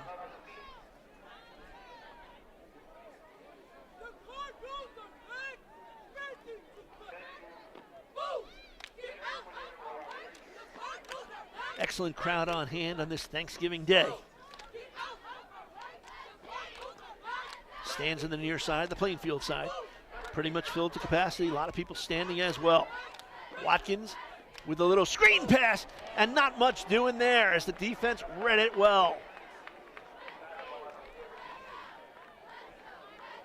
Daniel Hanlon, number 44, with the stop. He read that screen pass perfectly. And Hanlon, who leads the team in tackles, comes up with the big stop on 2nd down. Jim DeSarno talks about Hanlon, saying the kid has the biggest heart you'll ever see on this team.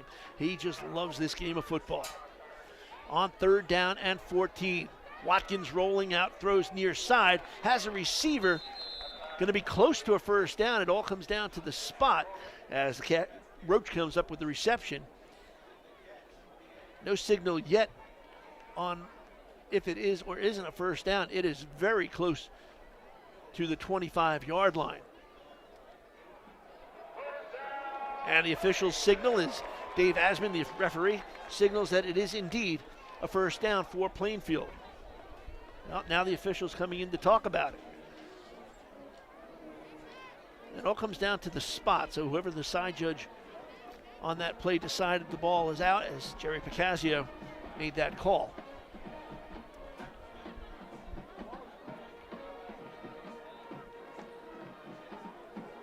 And the officials actually are going to bring the chains out now. And this is going to be close. This is going to be very close.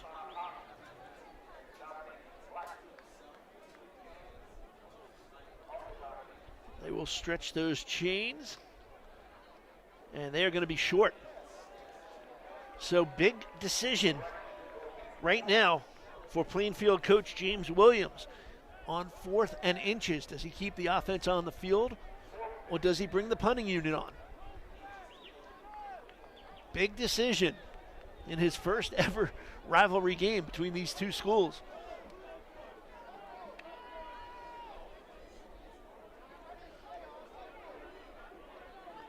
So the chain crew goes back to the far side of the field. Right now it looks like the offense still on the field for Plainfield. They've got some big size there. Cordoba, number 77, on the line. He's big. Watkins under center. Will he keep it himself? Hard count, trying to draw him offside possibly.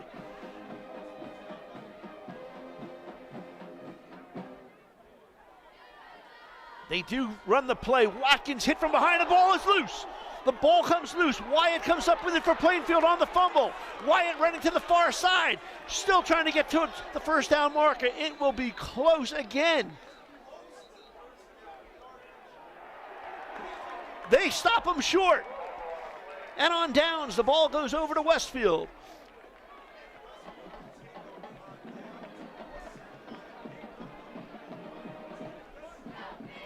On 4th and inches, James Williams decided to go for it. Watkins tried to take it himself around the right side, was close to the first down, got hit, the ball bounced free. Yasir Wyatt picked it up. He took it to the far side, and Wyatt could not get to the first down marker as the ball is spotted at the Plainfield 24-yard line. Westfield in business in this scoreless game, which shows 7:06 to go in this third quarter. Peter Del Rey, number 84, to the near side along with Paul Sarro. Number 16 is the two receivers. Brown goes with one running back in Justin Colby to his right. Out of the shotgun is Brown. Brown has the snap, rolling to his right. Colby in for protection. Brown downfield. A flag is thrown as the ball is incomplete, trying to connect with Trey Constantino, but will await the call. As Brown rolled out, they were going for it on that very first play, following stopping Plainfield on downs.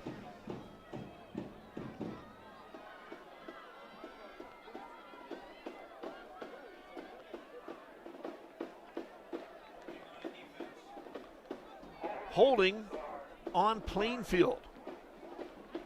So the defensive penalty will move the ball forward. It's a 5-yard penalty, but an automatic first down. So now it's 1st and 10 from the Plainfield 14-yard line. The deepest penetration that Westfield has had today. Brown with a quick pitch. Little shuffle pass on the inside out to Tim Murray. Caught the defense a little bit by surprise, and a nice pickup on first down.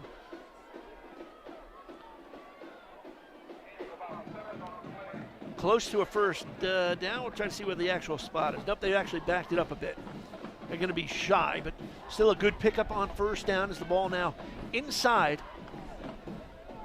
the 10-yard line at the 8.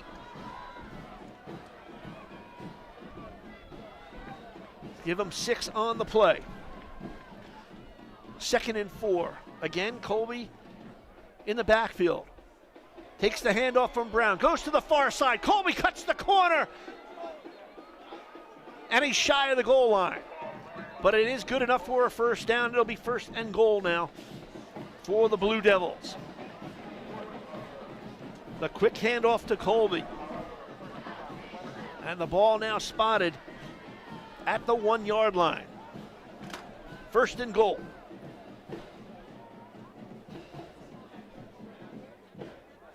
James Shorber, number 8, also now in the backfield, along with number 4, Justin Colby. Timeout on the field by the officials.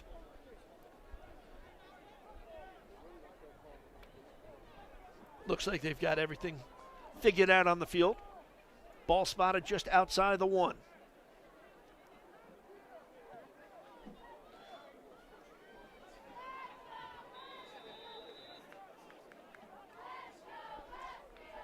Brown at quarterback. Will he keep it himself? Pushing his way forward, and he's in for the score. Trey Brown, the quarterback, on the keeper, pushes his way forward, gets help from his lineman, and the first score of the game is Brown scores from 1 yard out. His 3rd touchdown of the season.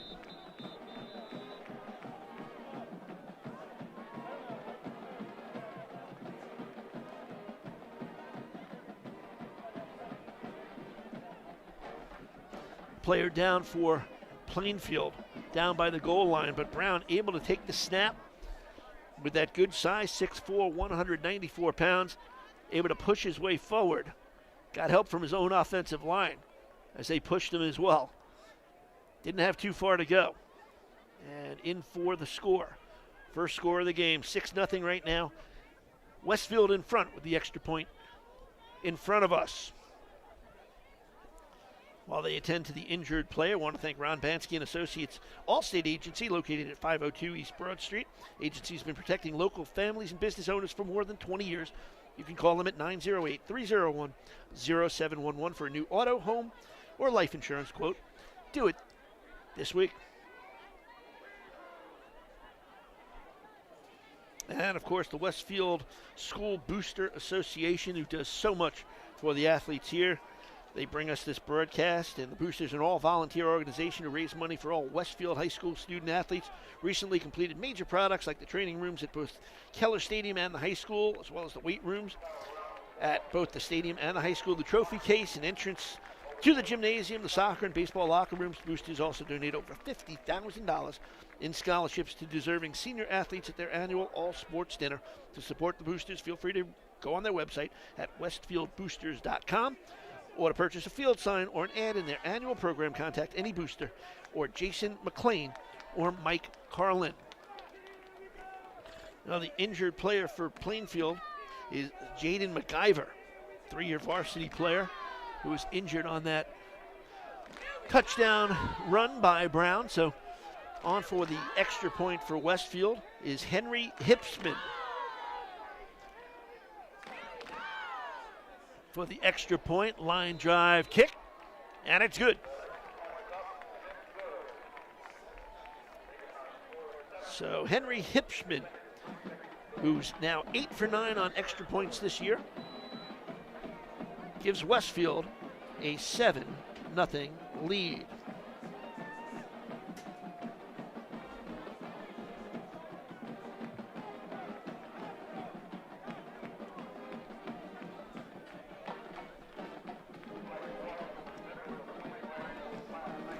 So Plainfield, who made the decision to go for it on 4th and 1, Coach James Williams making that decision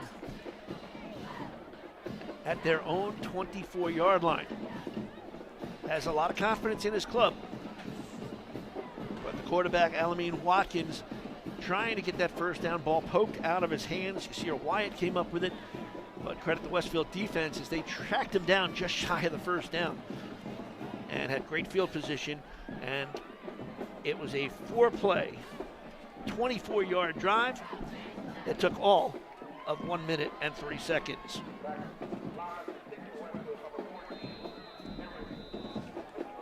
So Hipsman will kick off, ball spotted at the 40-yard line. Little squib kick, and a nice job, quick hands that time by Josiah Hutchinson. That ball hopped up quickly, and Hutchinson able to come up with it. Little plays like that mean so much. That ball easily could have been deflected off him and into play.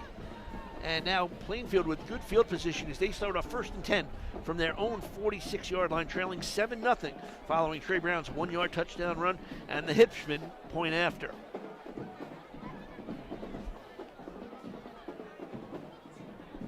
So Watkins at quarterback, Aaron Roach, number 13 on the far side. One of the 3 receivers going out. Keep an eye on Tamir Ellis, number 16. He's been his favorite receiver so far today, but they'll keep it on the ground instead. They go right up the middle as Samir Cherry can't find too much empty space, but good job pushing forward as he's able to pick up 5, 2nd and 5.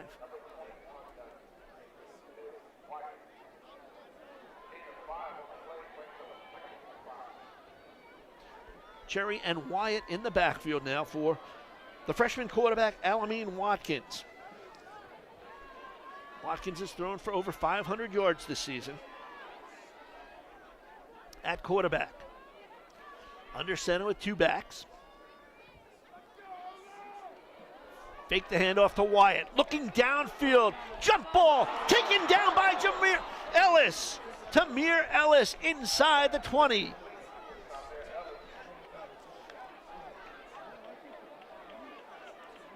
But a flag on the play.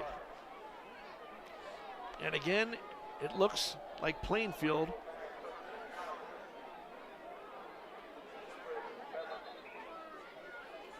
well, I apologize. Looks like they're calling that incomplete. Certainly looked like he came down with it. So my apologies. So now a 3rd down and 5 from the 49 of Westfield. Plainfield trailing 7-0.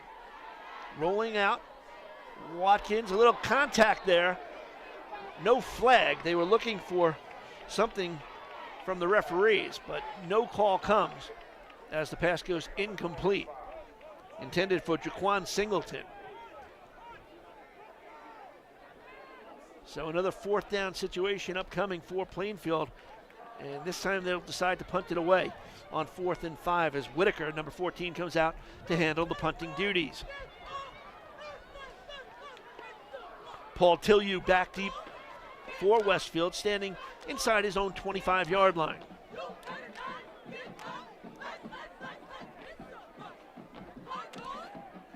Clock down to 5:06 to go here in this 3rd quarter.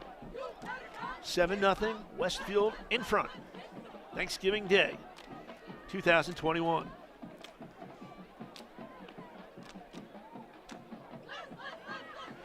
They do direct snap. Trying to get the 1st down. They are going to be stopped. They went with the quick direct snap. Samir Cherry took the snap, tried to go across midfield following the left side of the line, but can't get to the 1st down mark. And on downs, Westfield able to make another big defensive stop. 2nd consecutive 4th down stop for the Blue Devils. And now Westfield back on offense with 5 minutes exactly to go in this 3rd quarter. They start out at their own 49-yard line, 1st and 10. Brown rolling right, has a man. That's Murray's 2nd catch for a gain of 8, 2nd and 2. Murray transferred to Westfield a few years ago. He's also a lacrosse player, 6'2", 185 senior. Westfield's offense picking up momentum thanks to their defense. On 2nd down, Colby in the backfield. They send Sorrow in motion. They keep it on the ground. And that'll move the chains forward as they get to the 40-yard line of Plainfield. It's a 1st down for Westfield. Westfield in North 2, Group 5. 3-6 this season under Jim DeSarno in his 16th year as the head coach.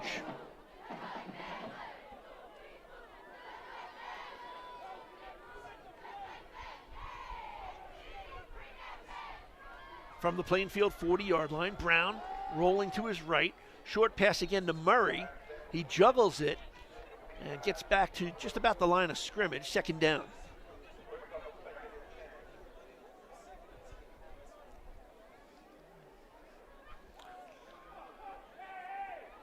Brown looking over to the sidelines for the call from his offensive coordinator. The entire offense looking to the sidelines as they relay the play in for this 2nd and 10 play upcoming. They send out Del Rey, number 84, to the near side. Again, Sorrow in motion. Brown fakes the handoff. Pressure comes. Just has to get rid of it. Looking for Colby, but good pressure that time. by number 27, Kewan Kirkland, and number 77, Josue Cordoba. Putting the pressure on Brown. He had nowhere to go with that one. Able to put it in the direction of Colby to avoid the sack. So 3rd and 10 with 4:17 to go. Third quarter, Westfield leading 7-0. Trey Brown, a 1-yard run earlier this quarter. Hipschman with the PAT. On 3rd and 10, Brown looking downfield, deflected off the hands of the intended receiver as Paul Sorrow, the second leading receiver with 19 catches this year, could not come up with it. The ball was there, but in and out of the hands of Sorrow. And on 4th down, with a 7-0 lead, they will punt it away.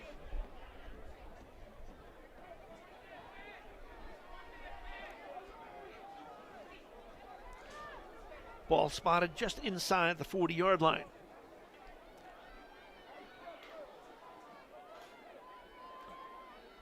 One man back to receive the kick. Rolling out and then punting it away. It's a high kick. Cherry calls for a fair catch, now steps away from it as the ball is touched down at the 12-yard line. 28-yard kick, no return. Plainfield back on offense with 4:03 to go, trailing 7-0. And they'll have the ball 1st and 10.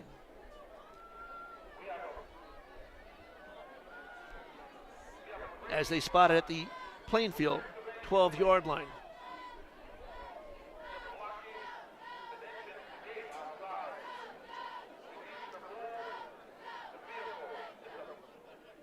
Schwarber's been real good this year. That's his 13th punt inside the 20-yard line. Always good when you have a kicking game and a kicker who can help you, kicker or a punter, to pin the other team deep. And Schwarber's done a great job this year with his 13th punt inside the 20-yard line. So on 1st down, again, they keep it on the ground and wrapped up there. No gain on the play. Defensive line of Westfield doing a great job blocking up those holes as Samir Cherry had nowhere to go.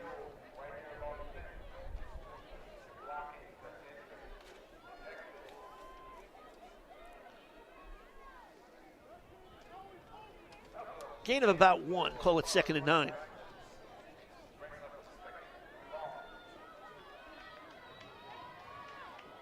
Watkins with 2 backs, in for protection. Watkins being pressured, will keep it himself, cuts to the middle. Good move there, gets across the 20-yard line and taken down, but a good pickup. It's going to be close to a 1st down.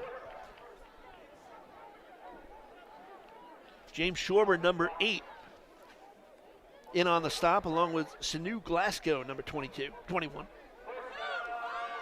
And it is good enough for a 1st down. Watkins making something out of nothing. Close to being sacked, turns it into a 9-yard gain and a Plainfield 1st down. Watkins, again the handoff to Cherry. Wrapped up after a short pickup. Daniel Hanlon among the white jerseys in on the tackle. A flag comes in following the play.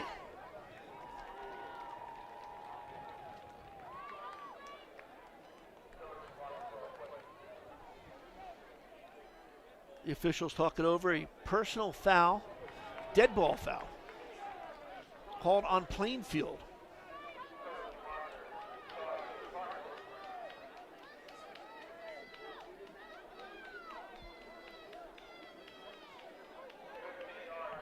That is going to push them all the way back to the 11-yard line. Hubstein Field, part of this whole big complex. Here in Plainfield, they've got a secondary football field, the baseball field, the track, football field, press box. Great facility here. On 2nd and long, just a little quick pass, trying to get something positive here. Not much doing there. Wrapped up by number 11, Jack O'Connor, after a short gain. Just a quick pass, trying to get the ball in the hand of their running back, trying to make something happen, Samir Cherry. But they are faced with 3rd and long. They have to get to the 33-yard line. So call it 3rd and 22. Watkins. Quick pass. But only a pickup of about 7.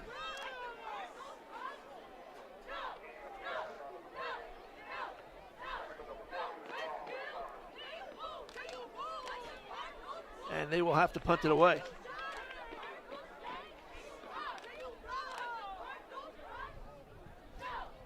So again, Jaden Whitaker, number 14, out on the field for Plainfield.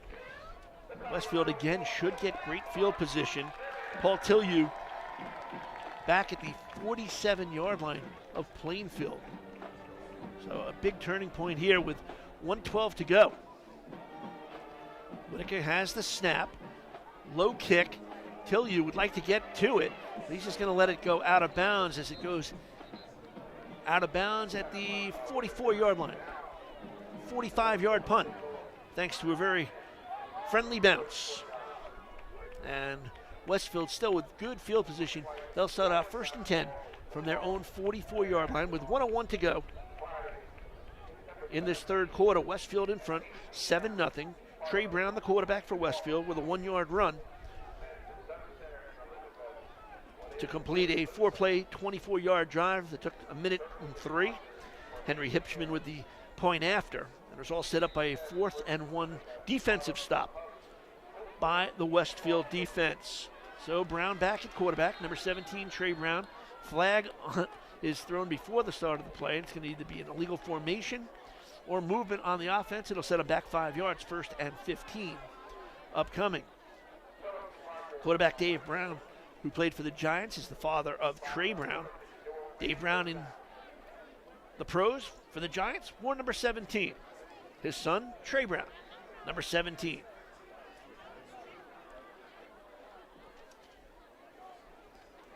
So on 1st and 15, another flag and another procedure called on Westfield. So back-to-back 5-yard penalties, 1st and 20.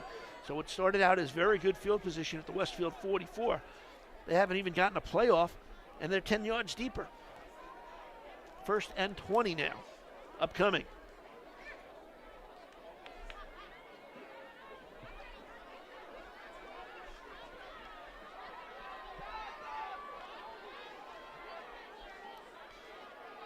They keep it on the ground, straight up the middle. That's Colby. But he is hit by the big guy, Josue Cordoba.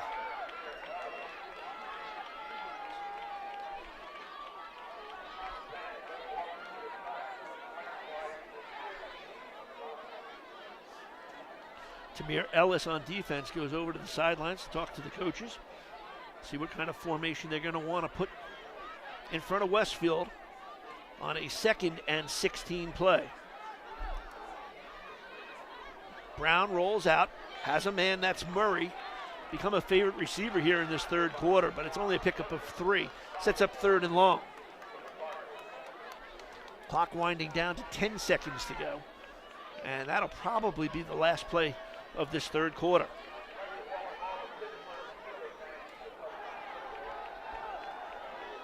Westfield just decides to let the clock run down 2-0.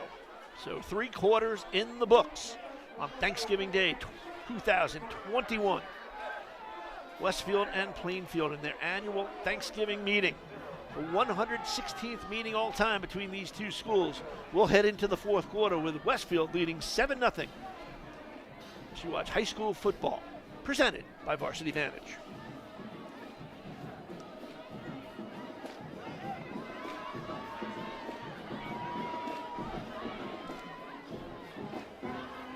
Live streaming and game film services for today's game provided by Varsity Vantage. Varsity Vantage is your source for game film, live streaming, recruiting videos, action photography, team yearbooks, senior gifts, and more. They focus on capturing athletic accomplishments and preserving precious memories. Check them out at varsityvantage.com. Also want to thank Ron Bansky and Associates, their Allstate agency, located at 502 East Broad Street.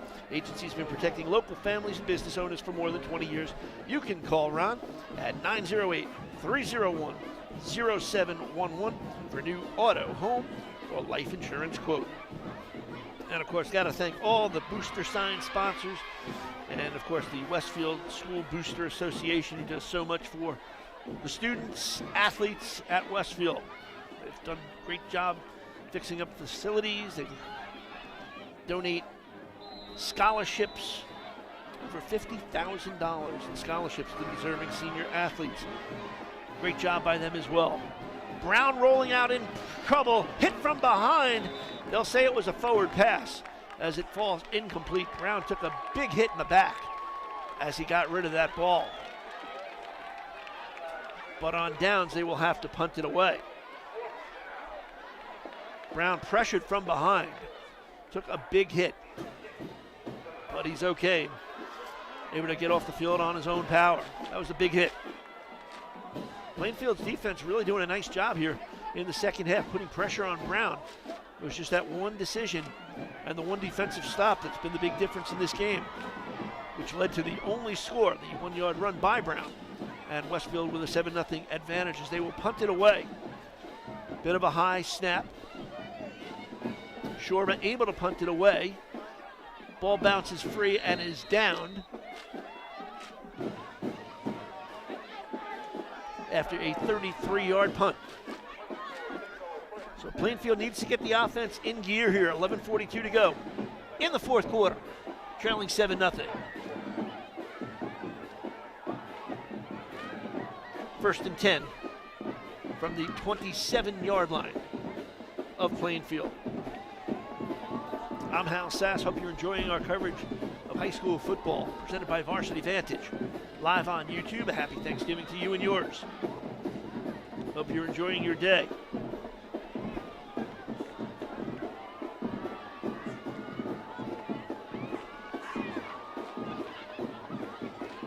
Five receivers out on this play, but Watkins keeps it himself, trying to run behind the big offensive line and able to pick up 4 on first down, 2nd and 6.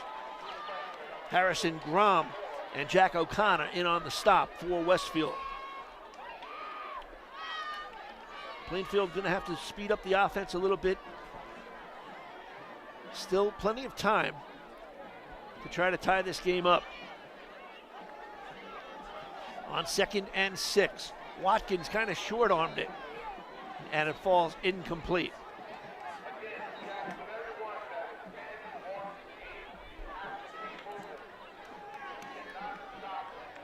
So 3rd and 6 now for the freshman quarterback, Alameen Watkins.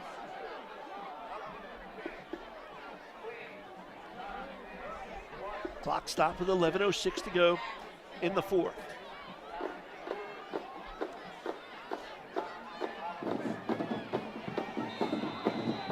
A flag is thrown. Looked like the left side of the line moves before the snap, and that procedure call is going to push him back 5 yards. So now 3rd and 11 upcoming for the Cardinals of Plainfield. Cardinals come in 5-4 under first-year coach James Williams. Done an impressive job with this club.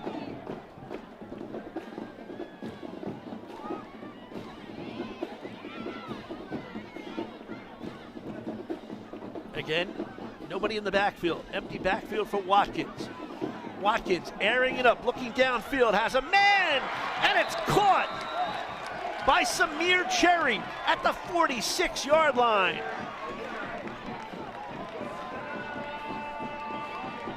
That's a big pickup and an injured player for Westfield on the near sidelines who was in coverage on that play. Tyler Sanz, the senior 5'9", 161-pounder.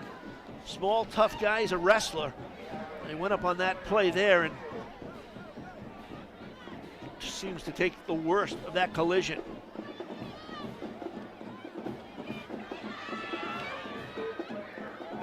But a big play, 27 yards.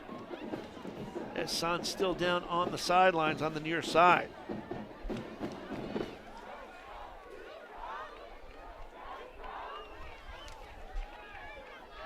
Well, they needed a big play to keep that drive going. And on 3rd and 11,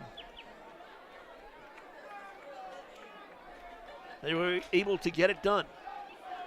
Now they've crossed midfield. They'll have a 1st and 10 from the Westfield 46-yard line with 10:56 to go in this 4th quarter.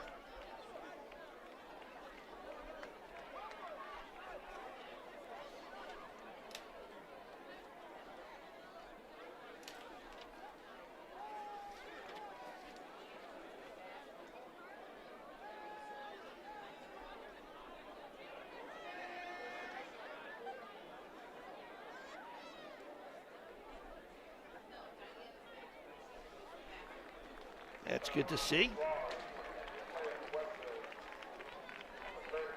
As Tyler Sanz able to get up and walk gingerly back over to the Westfield sidelines. So a big play for Alameen Watkins.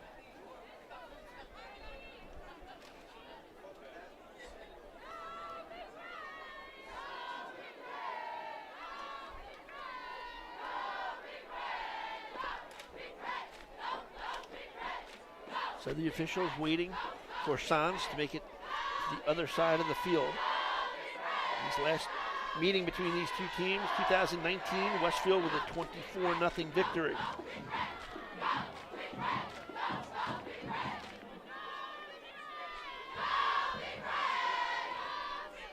So we've reset, we're ready to go.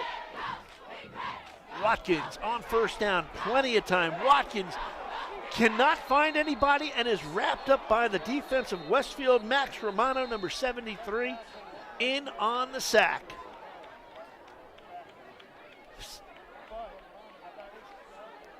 Romano, only a sophomore, who in the last few games really helped out on the defensive line.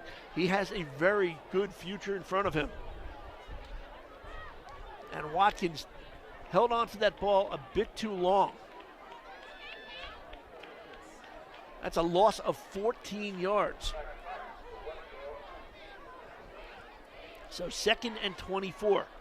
Well, they got the big play earlier on the long pass. Now the officials need to talk things over.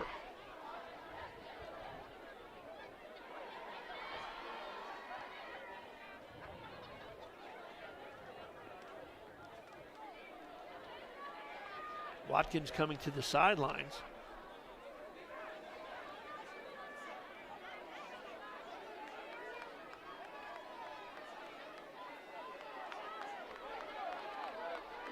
Not really sure what the situation is here, but Watkins, the quarterback, to the sidelines.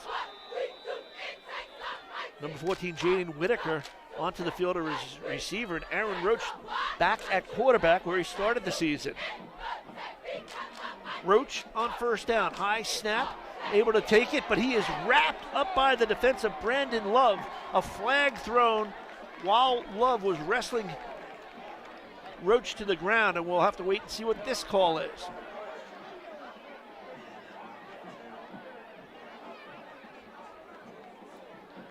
Officials talking it over, but Brandon Love getting in quickly. He's been a force on the defensive line.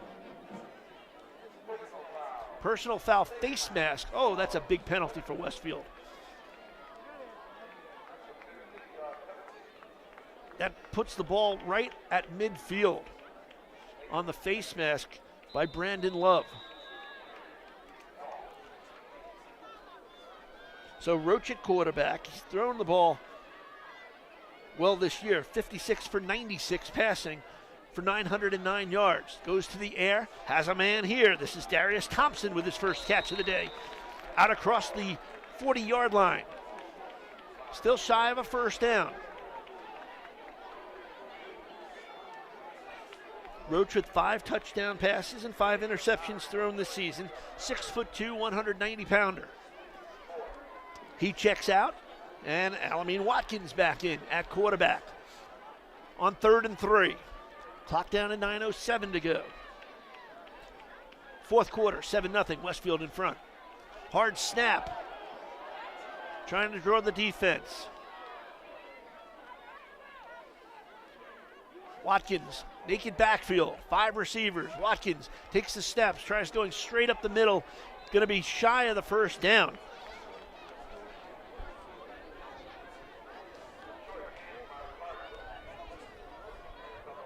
They were about a yard shy, and on 4th down, you would think that James Williams might go for it. Clock continues to run to 8 minutes and 22 seconds to go in the 4th. So huge 4th down and a yard and a half. Working out of the shotgun is Watkins. Again, naked backfield. High snap. Watkins dumps it over the middle, and it's incomplete. Defensive coverage by Paul Tillieu, number 22. As the receiver went out to the first down mark, would have had the first down. The pass just slightly behind him. Falls incomplete. And on downs, following a 9-play drive, the ball goes back over to Westfield, leading 7-0 with 8:08 to go in this 4th quarter.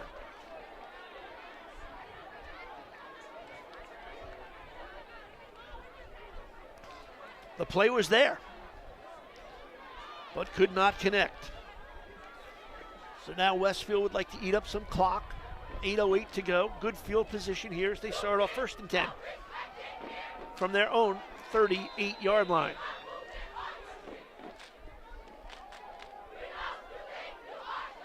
Inside handoff, they go to Justin Colby, wrapped up from behind. It's a loss of 3.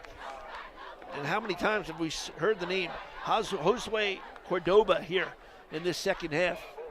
The sophomore, number 77, making his presence known on defense for the Cardinals of Plainfield. Brown goes over to the sidelines to get the play call.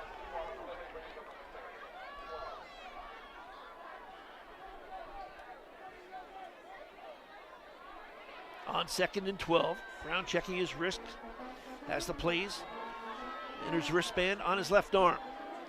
Brown pressured, goes to the far side, just a little bit short as he was trying to hit his receiver, Peter Del Rey. 3rd and 12.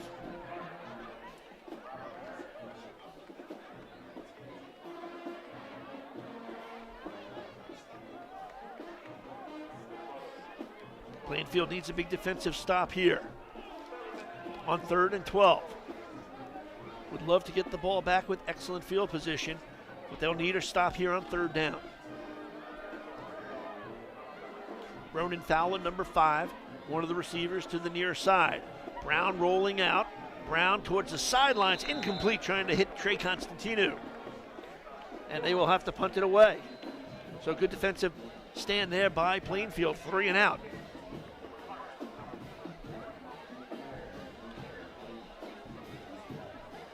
Samir Cherry, number 2, back for Plainfield, standing inside his own 35-yard line, awaiting the kick of James Shorba.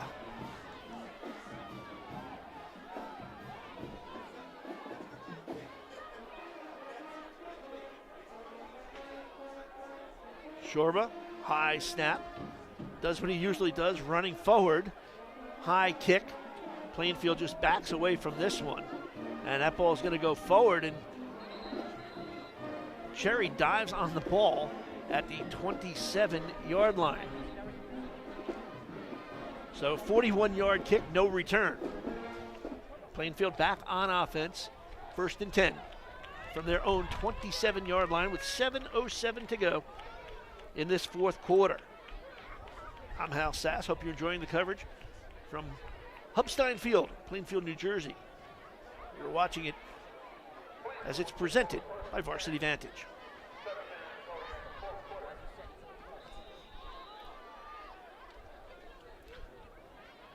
First and 10 for Plainfield. Again, empty backfield. Looking downfield, jump ball, and it's overthrown as he was looking for Tamir Ellis. And a good job defensively. Owen Shackle, who had an interception in that first half, giving up some size. About 5 inches shorter than the intended receiver, Tamir Ellis.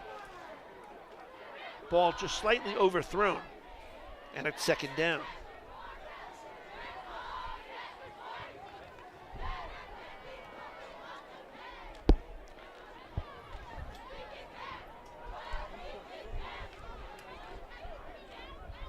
Clock stop with 7 minutes to go. Fourth quarter. 2nd and 10. Watkins, far side, has a receiver, trying to juke past the defense, still on his feet across the 35, out to the 39-yard line, and a first down.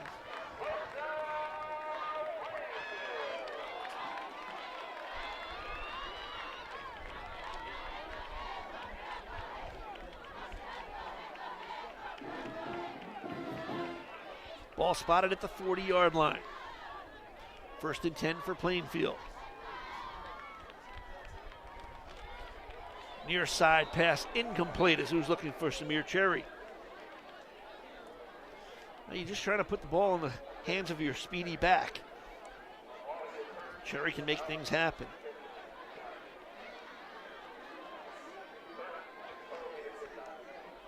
Cherry came into today's game with 8 receptions for 96 yards and a touchdown. On 2nd down and 10 from the Plainfield 40. Watkins again looking near side, now on the cross over the middle. There's Ellis. Tamir Ellis still on his feet. Look at the drive, and it's a gain of 9 out to the 49-yard line. Tamir Ellis, impressive. It's not so much what he does just catching the ball, because he's got great hands, but his leg drive, once he's caught, he is so tough to bring down. And that leg drive took him all the way out to the 49-yard line. 3rd and 1 with 6:18 to go in the 4th.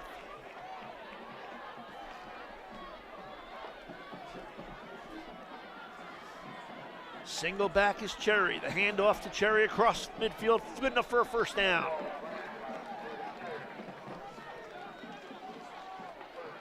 Daniel Hanlon in on the stop for Westfield.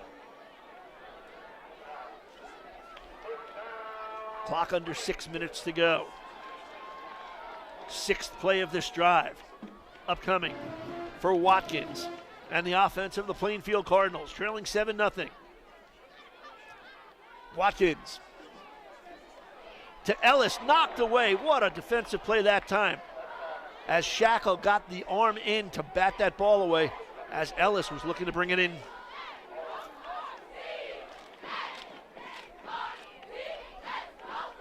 Clock stops with 5:41 to go in the 4th.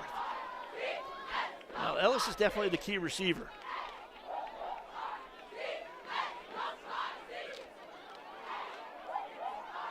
They do have Aaron Roach on the far side, another big target at 6'2". Watkins, short drop, sends it on out to the far side, and it's caught, and a gain of about 7.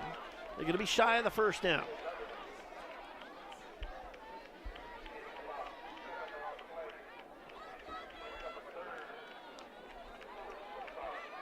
They got a very good spot. They put the ball right at the 40-yard line of Westfield.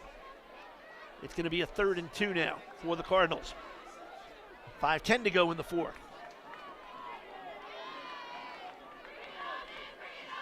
Watkins, inside handoff. I don't think he's got the first. I think he was stopped short. Max Romano, number 73, in there on the stop, along with Julian Montez. It's close, but still about a yard shy. Now, biggest play of the game right now for both sides. 4th and a long one from the 39 of Westfield. The pitch, and stopped in the backfield. A diving defensive stop. Jack O'Connor diving through the line, tripping up the feet of the running back, and on downs, Westfield, a huge stop as they lead 7-0, 1st and 10 with 4:25 to go.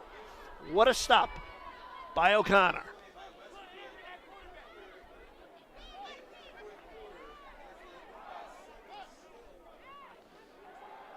And now Westfield with good field position at the 44-yard line. 1st and 10. They keep it on the ground, right up the middle. And a big run that time for Colby. Gain of 16.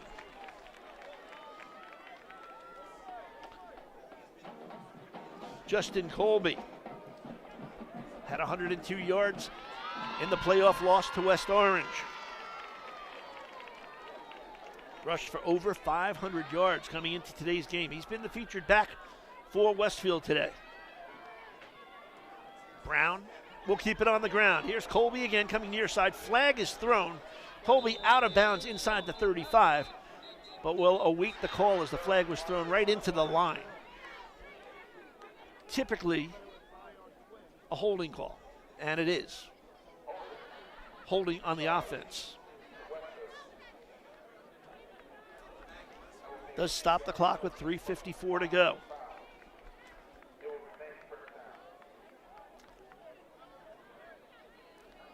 Ball brought back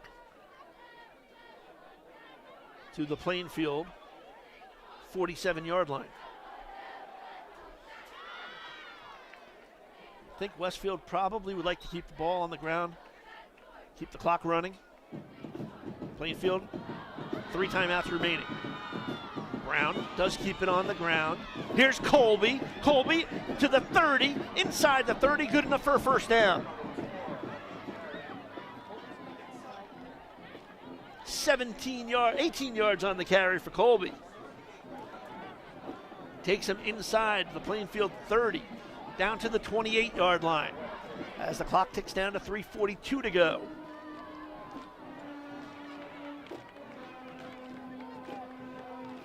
Now Westfield certainly in no hurry.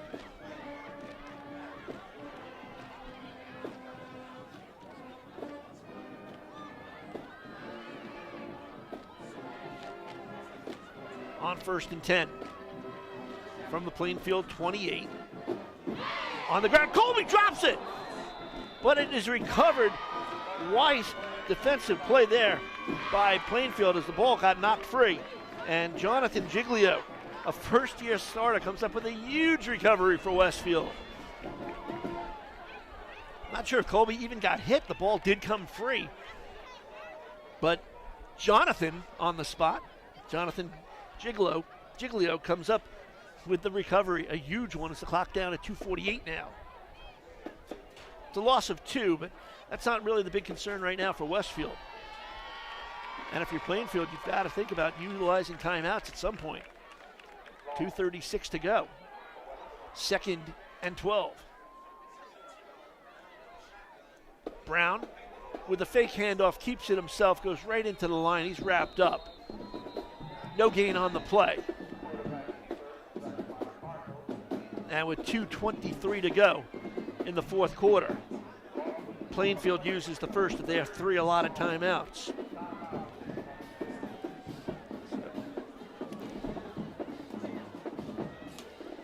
Once again, we want to thank the Westfield School Booster Association for bringing you this game. Boosters, an all-volunteer organization who raise money for all Westfield High School student athletes. They completed major projects like the training rooms at both Keller Stadium and the high school, as well as the weight rooms, the trophy case and entrance to the high school gym, the soccer and baseball locker rooms, and more importantly, the Boosters donate over $50,000 in scholarships to deserving senior athletes at their annual all-sports dinner. You can support the Boosters in Westfield. Check them out online at westfieldboosters.com, or purchase a field sign or an ad in their annual program. You can contact any booster, or Jason McLean, or Mike Carlin. So we do thank the Westfield School Booster Association for bringing you this telecast on Thanksgiving Day 2021. Hope you're enjoying the coverage on a sunny Thursday afternoon in New Jersey, Plainfield, New Jersey. Hubstein Field. I'm Hal Sass. Clock down to 2:23. A 3rd and 12 upcoming for Westfield. Trey Brown, the quarterback. They send a man in motion in Sorrow, but the snap comes back. Brown will go to the air. Brown looking downfield, has a receiver, and he just overthrows. He had a man downfield, but could not connect. Henry Hipschman was open, but Brown could not connect. And, well, for Plainfield, you've got to be happy because that stops the clock on the incomplete pass. It saves them a timeout with 2:17 to go. 4th and 12 And Jim DeSarno with a decision. Too far for a field goal. Doesn't want to punt it. So it looks like they're going to go for it on 4th and 12. Look for him possibly to put this one in the air. Brown drops back with time, looking downfield for Constantino. Touchdown! 30 yards, Trey Constantino. His second touchdown of the season. And with 2:12 to go, Westfield in front 13-0. Constantino got by the defense, and in the corner of the end zone, Brown with a perfectly thrown pass. It goes for 30 yards and the touchdown.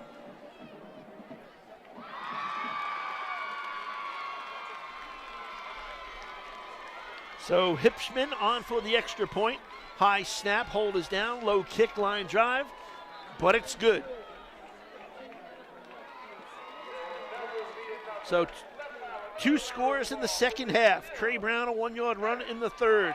Trey Constantino, a 30-yard touchdown reception on a 4th down play, a 4th and 12. And Westfield able to pretty much seal this one as they lead 14-0 with 2:12 to go here in the fourth.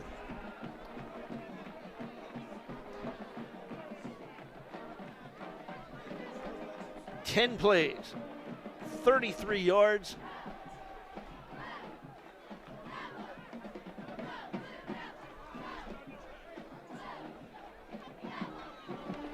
Oh, I apologize, my mistake. That drive, 10 plays, 56 yards, and it took 2 minutes and 13 seconds. My apologies. But Trey Constantino, his second touchdown of the year. For Trey Brown, that's his 5th touchdown pass of the season as well. And it was a beauty. As Constantino, he's the go-to receiver. So the Stevens Tech-bound lacrosse player comes up with a big touchdown on Thanksgiving. And Westfield now in front 14-0 with 2:12 to go here in the fourth quarter.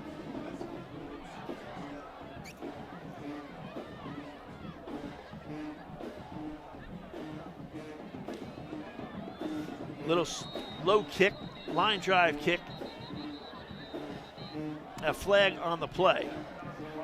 Flag thrown from where the ball was kicked off, so probably an offside against Westfield.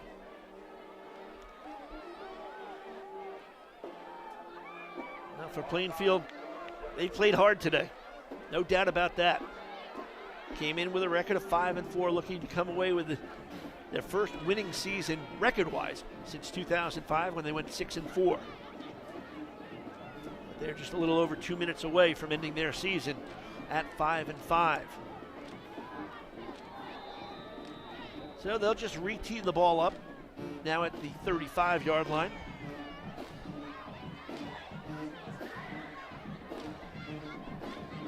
So Hipschman, the junior, has it teed up for a moment as it blows off the tee. Not a lot of wind today. Been great weather today, Thanksgiving. Temperature close to 50 degrees, sunny, no rain in the forecast, not too breezy, so a very comfortable day, and the fans certainly coming out to support not just Plainfield, but Westfield as well. This rivalry that is now in its 121st year since its first game continues to flourish.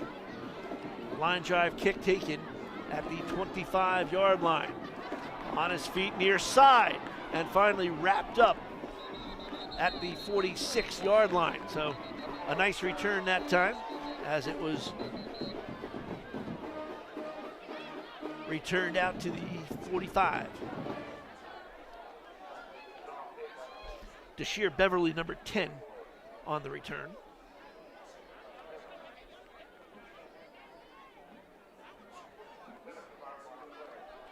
But both of these schools, what a great job on this traditional game. Fans coming out to support both teams, as I mentioned. Westfield, not a far ride from Westfield, with a nice day on Thanksgiving. Nice weather, great day to come out and watch football. And of course, Plainfield, they love their football. They love their teams. And they're out here to support the Cardinals as well.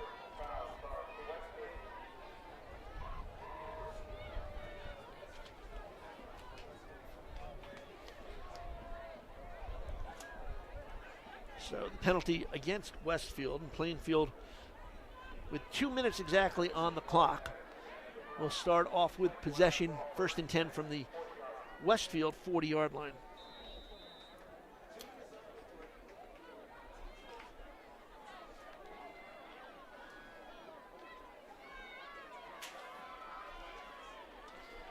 Five receivers out on the pattern for Watkins. Watkins with time.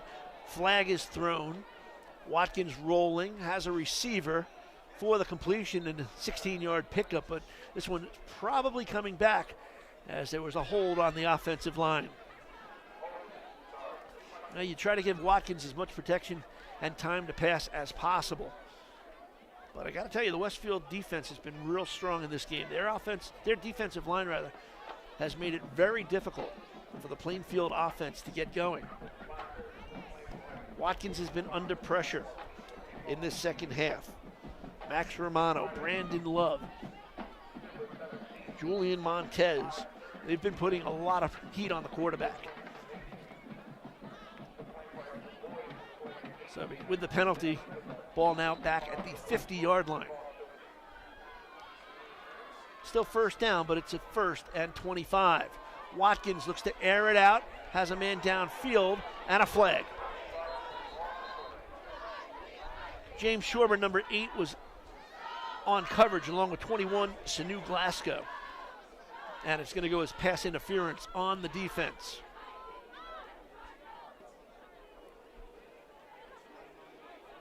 Clock down to 1:44 to go. 14-0. Trey Brown, 1-yard run. And Trey Constantino, a 30-yard touchdown pass from Trey Brown.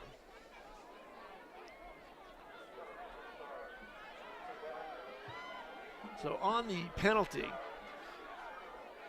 they mark it off, and now it's 1st and 5 at the Westfield 35-yard line. Watkins pressured, throwing downfield, looking for Ellis. Jumps up high but can't come up with it. Ellis in the middle of 3 white jerseys. So they know that Ellis is the big guy that they're trying to reach. Trying to utilize his height.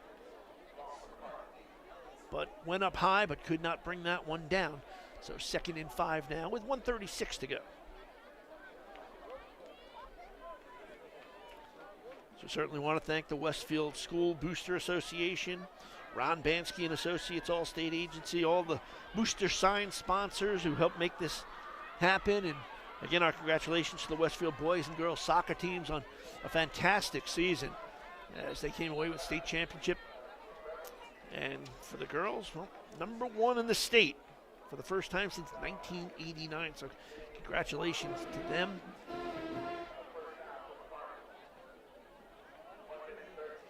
And of course, I want to thank the coaches for all their help and time discussing their teams, providing us with all the information that we need for today's telecast. On 1st and 10, Watkins has a man downfield, and it's incomplete. He had Samir Cherry in the seam, but just overthrown, 2nd down.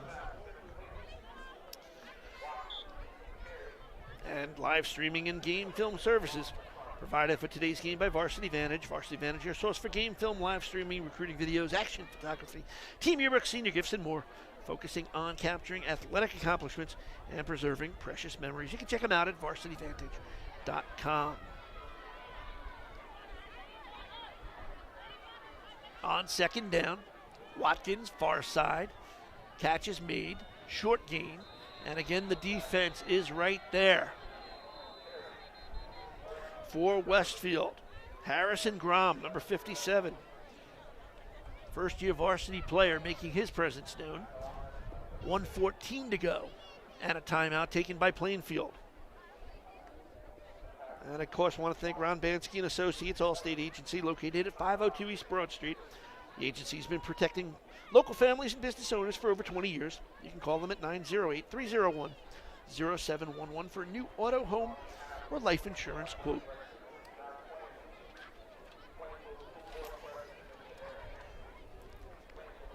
So Westfield on its way to their 9th consecutive Thanksgiving Day win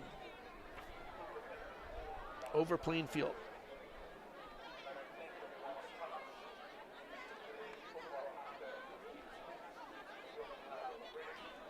Plainfield's last victory in this storied rivalry back in 2011.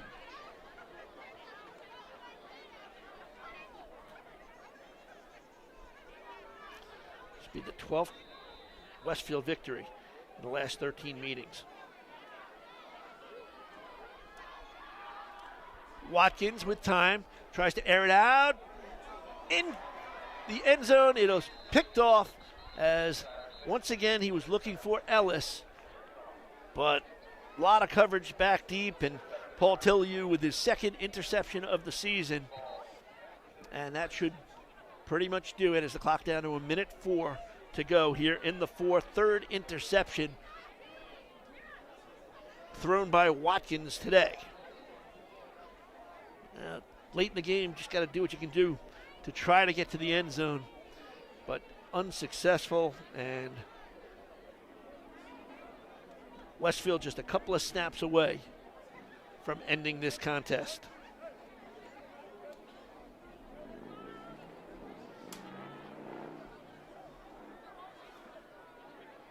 So the Westfield offense back on the field. Quarterback Trey Brown. Be back next season, one more year to go before he goes off to Maryland to play lacrosse. Takes a knee.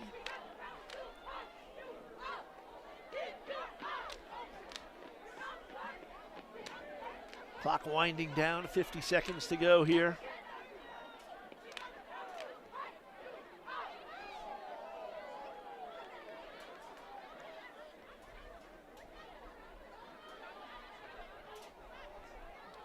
Should be just one more snap. Brown takes the snap, takes the knee.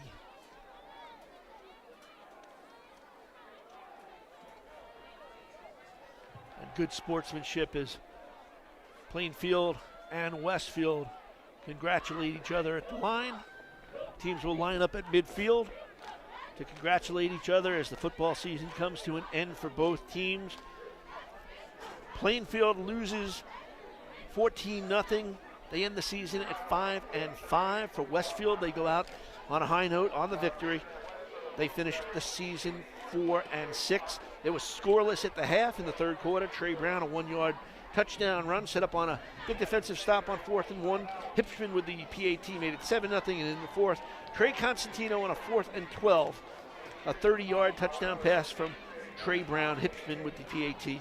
14-0 the score, and that is the final. 9th consecutive Thanksgiving Day victory for Westfield. They've won 12 of the last 13 meetings in this storied rivalry that started back in 1900, the 100